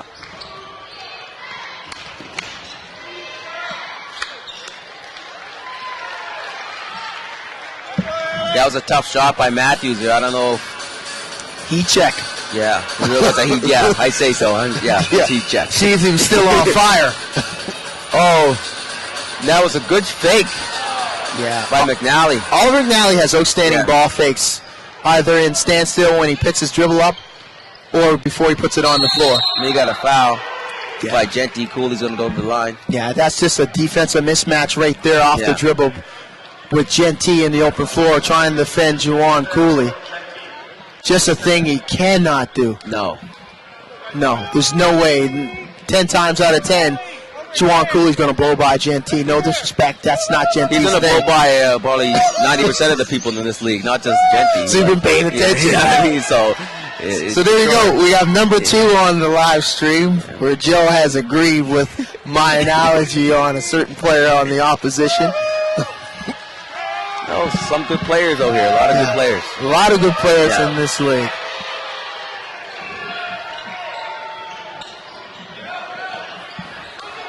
Halifax showing that press again a little bit. He's stepping back, though. right decision. Yeah. Right decision. You have the lead. You want to make them force. You want to force the Miracles into their half-court set and force tough shots and rebound and try to limit them to their one-and-dones. But you can't give them second and third chance opportunities. No. Got away with that on that possession there. Great play there. Saving the basketball was Juwan Cooley. Matthews with a good look. Yeah, he had a wide open look right there. Late rotation down in the corner by McNally. Yeah. Sapara. Yeah. Strong move. That's what you need. By Johnny Mayhem. Yeah, Johnny Mayhem, like I said, when you start this fourth quarter, Johnny Mayhem has to start being a little bit more selfish and looking for his shot and develop his shot off the dribble or coming off screens, enforcing a lot of pressure on the defense. Put this team on his back. That's what he's been doing all season long. In DeRoche. Good D, but better offense by Cooley. Better offense. Yeah, that's an understatement.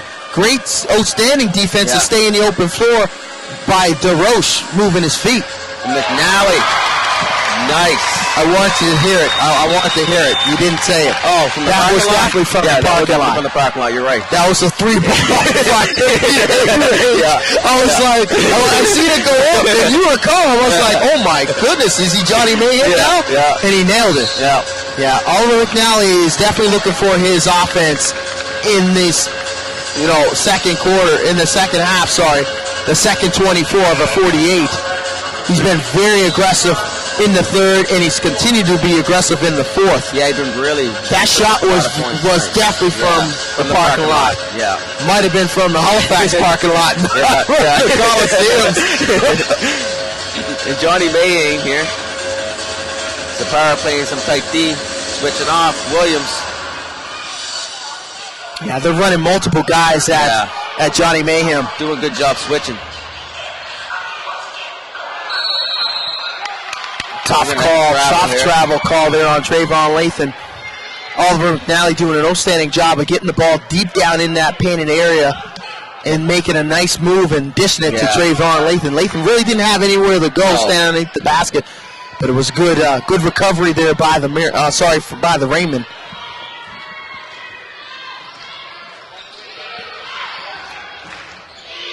That's a good pass, Sapara. Oh, and that's a bailout call right there by the officials on a foul call on Trayvon Lathan. He might have definitely a case to have right now against the officials. He was looking for the same call at the other end, and I think he definitely has a case for it. As Jason Williams will go to the line shooting two, just basically got bailed out there. Looked like a jump ball to me, but either a jump ball or change of possession. Yeah.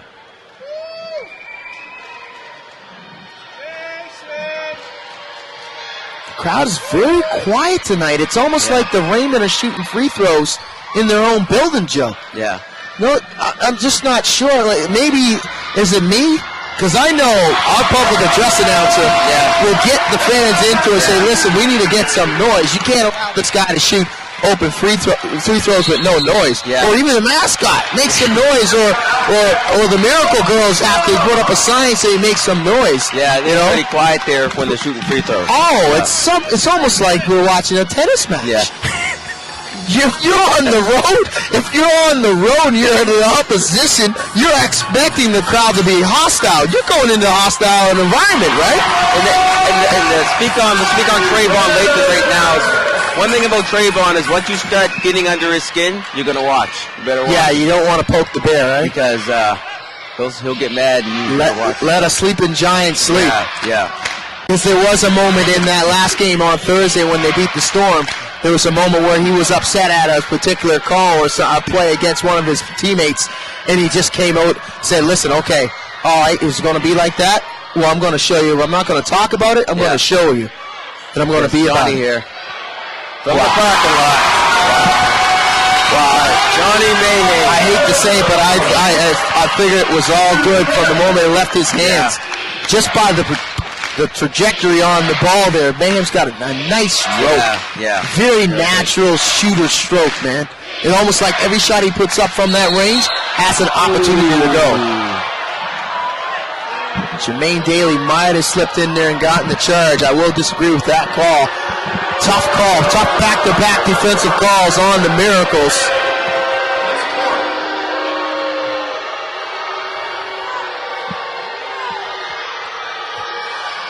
And it looks like the coaching staff were all over Jason Williams, wanting him to rotate the basketball and not understanding why he took it to the rim. But Jason Williams' reply was, we're in the bonus. We need to be aggressive, which is a great point, a heads-up point by your player on the court. Knowing that you're on the road, you don't want to settle for open jump shots, long jump shots, but if you do have an open jump shot by a player such as Chris Matthews, and you know he's shooting at a very high clip this game, and he's hot, you want him to get that shot. But you want to stay aggressive and force the defense to play you one-on-one and get to the free throw line and get some easy opportunities. That's it. If you're in the bonus, you want to go to the line. Yeah, you want to go to the basket. You want to attack the rim and force the defense to play you. Williams right up on Johnny Mayane here. Oh, yeah, Johnny's feeling it. Ooh. A little short there. But see, that's the adjustment on Johnny Mayhem. I know Miracle Nation, as well as yourself, don't want to hear it, but the adjustment needs to be made on Johnny Mayhem from that range. You got to force Johnny to put the ball on the floor. In particular, I see a little bit, if he goes to his right, it's a tougher shot. Yeah. When he goes to his left, he's much more comfortable rising and shooting from his left side off the bounce than he is from his right side. I'd like to see, like for the Miracles there, I'd like to see Johnny, like I said, come out for more screens and get just clean looks. Yeah. But sometimes they give him the ball and just say, okay, do something with it, right? I mean, he's a great scorer, but sometimes, you know. Yeah, he could definitely create his own shot off the bounce. But you would like to see him come off for multiple screens to get those wide open looks. Yeah. That was a good pass by Johnny Mayhane, in and out by McNally. Yeah, McNally, uncharacteristic miss there. He's been knocking down that J in this last 24. Matthews has gone cold here from the third quarter. Yeah, kind of rushed that shot. Looked like he was a little bit off balance, falling to his left. Wasn't square towards the basket. That's where he's most effective, when he's square towards the basket. Trayvon Layton, right? He's him mad. He's a defensive nightmare for the opposition. When you got a guy that stands 6'8" and can create off the bounce and get his body in position to force the defense to foul him, and then can finish, you got a great weapon, and you need to use that weapon more often than not. Oh, for sure. Especially in the mid-transition and in the full transition. And you can use him in the half-court as well. Yeah. He can come off multiple screens, curling towards the basket. He likes the ball in his hands. That's one thing I like about with Trayvon. He likes the ball in his hands. So he likes to make decisions. He likes to make decisions in the open court. Maybe when they clear out a little bit and give him some space, so he can create off the bounce. Especially if he has a smaller defender that may be smaller and a little bit slower off the bounce. Your score here now is at 91-89 for the Halifax Rainmen. 4:37 left in the fourth quarter. My name is Joseph Gangu, a.k.a. Joey Gangu. Myself with Vince Williams here with Rogers TV. Thank you very much. He's taking over right now for Tia Bailey. He's doing a very, very good job, I would say. Thanks, man. Thanks for the opportunity. It's great. It's great to be able to travel from the Halifax, regional municipality and get a chance to go on the road with this Raymond team and take in these many games and basically visit these different venues. Because basketball is a sport that is growing in this country. We know that the number one sport in this country is hockey, but the national sport, they say, is lacrosse. But basketball is one that is growing on a very rapid pace. We got a lot of young stars growing up in this country that are showing on the global stage. Not only in this league particular, where we give an opportunity to 3 young Canadians or older Canadians or any Canadians the opportunity to play for all 9 franchises to play and be part of the franchise and actually put some big minutes, as we've seen tonight with Alex DeRoche of the Miracles, and then you have Robert Nortman and Abe Tulaney for the Halifax Rainmen, and Matt Robinson too. Don't forget him. No disrespect, give him his props as well. But it's a great opportunity. The basketball is growing at a rapid pace in this country, and it's a very exciting time to be a part of it. Oh yeah, for sure. So here's the fans finally coming into the Coliseum, Joe. And I think it was led by the public address announcer. Yeah, He finally said defense. You can get them going for sure. McNally's going to move the ball up here. Travis George checking in. Johnny Mayhane. Oh, no. Going to tie the game up here. 93-93. Yeah, we're in the dangerous times right now with 4 minutes left. Johnny Mayhem coming off a screen, knocking the shot down, coming from where? His left. Oh, yeah. Exactly, coming off his left. He's better coming from left to right than right to left. Parham back in the game now. That's a big three by Cooley. Yeah, both teams are knocking down wide open shots. Defense is letting them down, both squads getting wide open looks on back-to-back trips down the floor.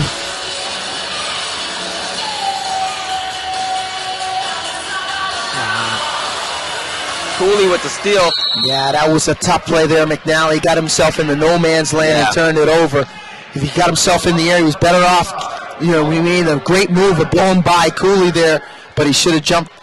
He should have took the jump shot in the lane. He should have took the 12-footer. Unselfish basketball, but I think right now your two best scorers on the floor. You got your three offensive players that you're hoping to be aggressive offensively, need to be aggressively one-on-one with the basketball. That's been the trademark all season long. If Traylon Lathan has his opportunity to go one-on-one and be aggressive and attack this defender, then take it. Yeah. Johnny Mayhem the same way, take it. Yeah. Oliver McNally's done an outstanding job in the second half, take it. For sure. Put the pressure on this defense. Be aggressive. Yeah. When you become, lackadaisical and you basically relax, that's when you make mistakes. Can't be relaxed right now. You got to continue to be aggressive. Sylvania Watkins about to check in here. Cooley getting a hand on it. Showing the quick hands we've been talking about all game.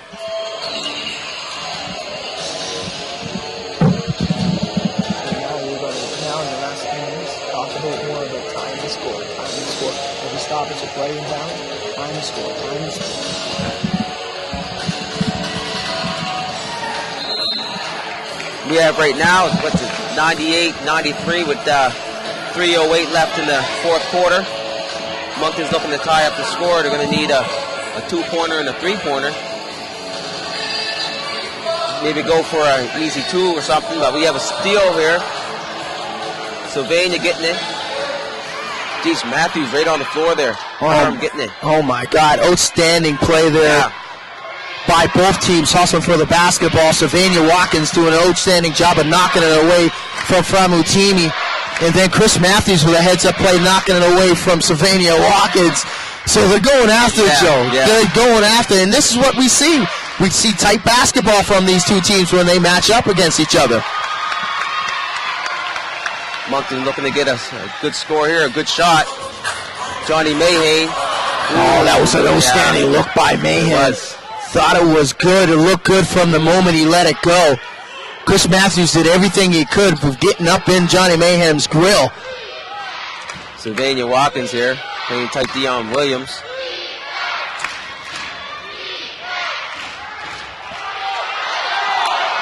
Oh, he might have got away with a travel there. Sylvania Watkins did an outstanding job of knocking it away, but Jason Williams doing an outstanding job of gathering himself. Ooh, and that's going to count?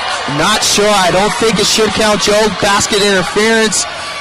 George grabbed the rim, and he cannot do that once the ball is within the cylinder. Oh, wow. That is an incorrect call there, I would say. I noticed myself, Vince, maybe you could correct me on it. In the NBL here, the FIBA rules. The FIBA rules. You can knock the ball away. Defensively, if the ball is within the cylinder and rattling around above the rim, you can knock it away as a defender. But on that particular, instance, there was a play offensively. The shot went up. It was within the cylinder. Your offensive guy cannot interfere with the rim or move the rim or shake the rim so that the ball, changes his trajectory. Yes. It could.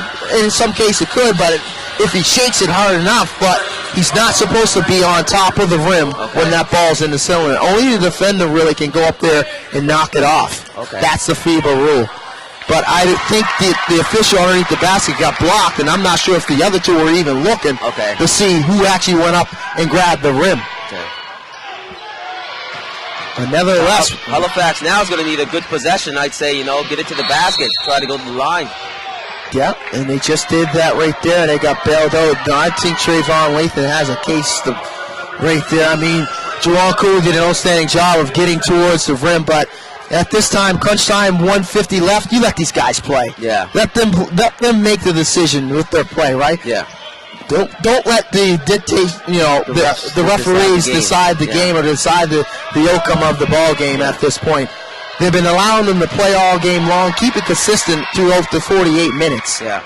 If there's a blatant call down the stretch, then yes, you call it. Yeah. But if it's going to be just a little touch foul, then you let that go. You allow that team to fight and play that physical game that you let go from the beginning. And we talked about that, right? Yeah. We talked about letting it go. Make sure it's consistent throughout the game. Don't change when things change throughout towards the end of the game for one team. Then there's a problem. Yeah. And I have a problem with that too. I didn't like that call on the other end. Johnny. Jeez, It looked good. It looked real good from the moment it left his hand. What a dangerous player Johnny Mayhem is, right? Yeah. Every shot you think when he puts up, you think it's going to go. Yeah. But it just looks like his form is just so pure. Yeah.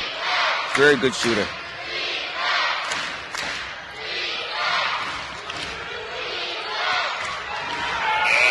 Travel. Shot clock violation. Yeah, shot clock violation, travel, whatever you want to call it.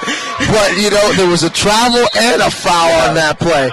McNally swooped by and pushed Matthews, and Matthews traveled before the shot even went up. And Matthews looking at the ref like, what? Where's the foul? And then on the other end, the Miracles were looking for the travel, but it all worked out for the Miracles because it was a violation. A little bit, it didn't work out in the favor of the time, ran off a little bit, extra 3-4 seconds, but they still garnered possession of the ball with a fresh 24-second clock with 1:11 left. Yeah. Now, in this 1 minute and 11 left, what do you think the Miracles should do right now? Well, the Miracles need to stay offensively. You got to continue to give Johnny Mayhem his looks. Yeah. Continue to be aggressive. When things start to break down on the perimeter, then they need to attack the rim. Yeah. They got to attack the rim. Oliver McNally's got to continue to attack the rim, force the issue, force the defense to step up off the dribble, or give it to Trayvon Lathan, clear out for Trayvon Lathan, and allow him to wheel and deal inside that painted area, making decisions off the bounce. And this either way, they got to be aggressive and stay aggressive. Yeah, for sure. And this is the big, last minute for Halifax, too. It's a big moment. Right? It's a big moment for finishing games. Yeah, it's all part of the process of winning with this team. That's it. Coach Hodges came in. Coach Hodges came into this season, taking over for Chris Terrell. Okay. When they started off to a rough start, when he took over at the 7th game mark, where Chris Terrell was actually dismissed after Game 6, going 0-6. Okay. He talked about the process of winning and how to win the game. And one of his biggest things was playing a full 48 minutes. Okay.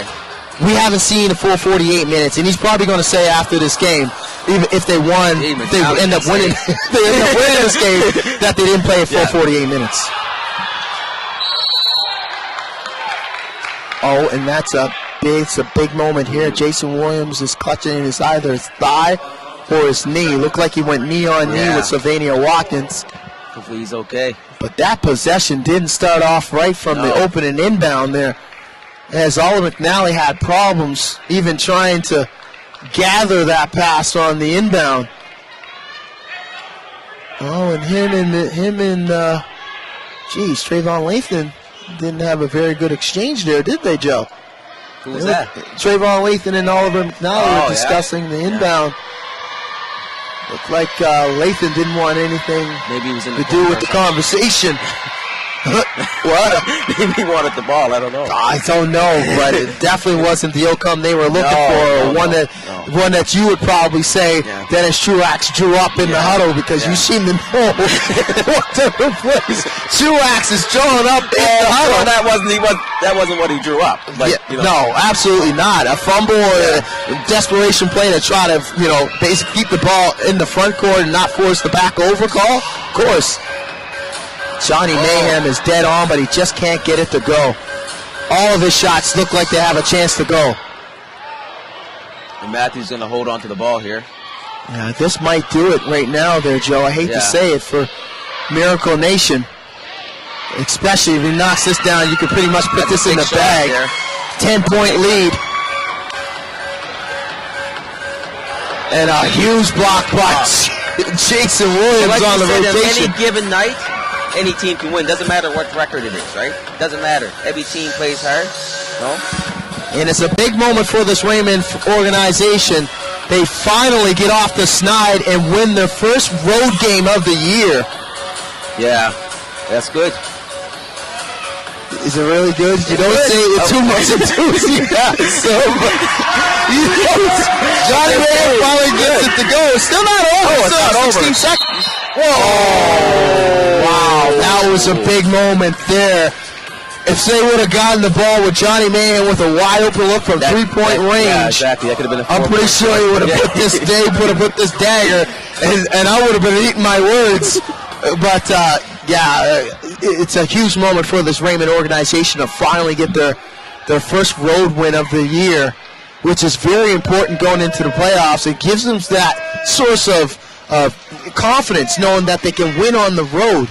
So, because it's very important, you can't win a championship in any sport, in any series, if you cannot win on the road, unless you go into those championships as the number one seed, holding full, home court advantage throughout the playoffs. That's the only way you're going to win a championship. If you're the number 2, 3, below the number one seed and don't have home court advantage throughout, then there's going to be times in a series that you need to win on the road. Totally there with the strip on Johnny Mayhem. Score right now is 107-99 with 5.9 seconds left here for the Halifax Rainmen. It's going to play it out here, I'd say. Yeah, definitely. The Rainmen finally getting that big win.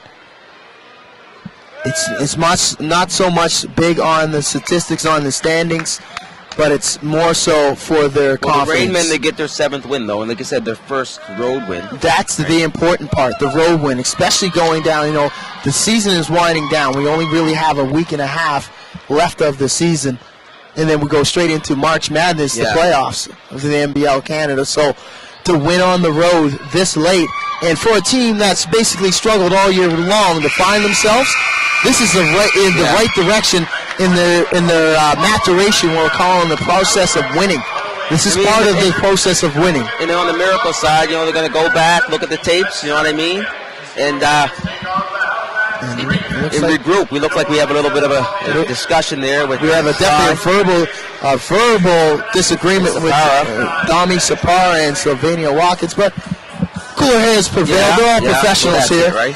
And we'd like to thank everyone that joined in here at Sportsnet 44. Sportsnet 24. Sorry. Sports Live 24. It's all good, man. It's all good. 108.99 for the Halifax Rainmen. My name is Joey Gangu, and we have Vince Williams here with Rogers TV. We'd like to thank you for tuning in and check us out at our next broadcast. Thank you very much. Good night, folks. Good night.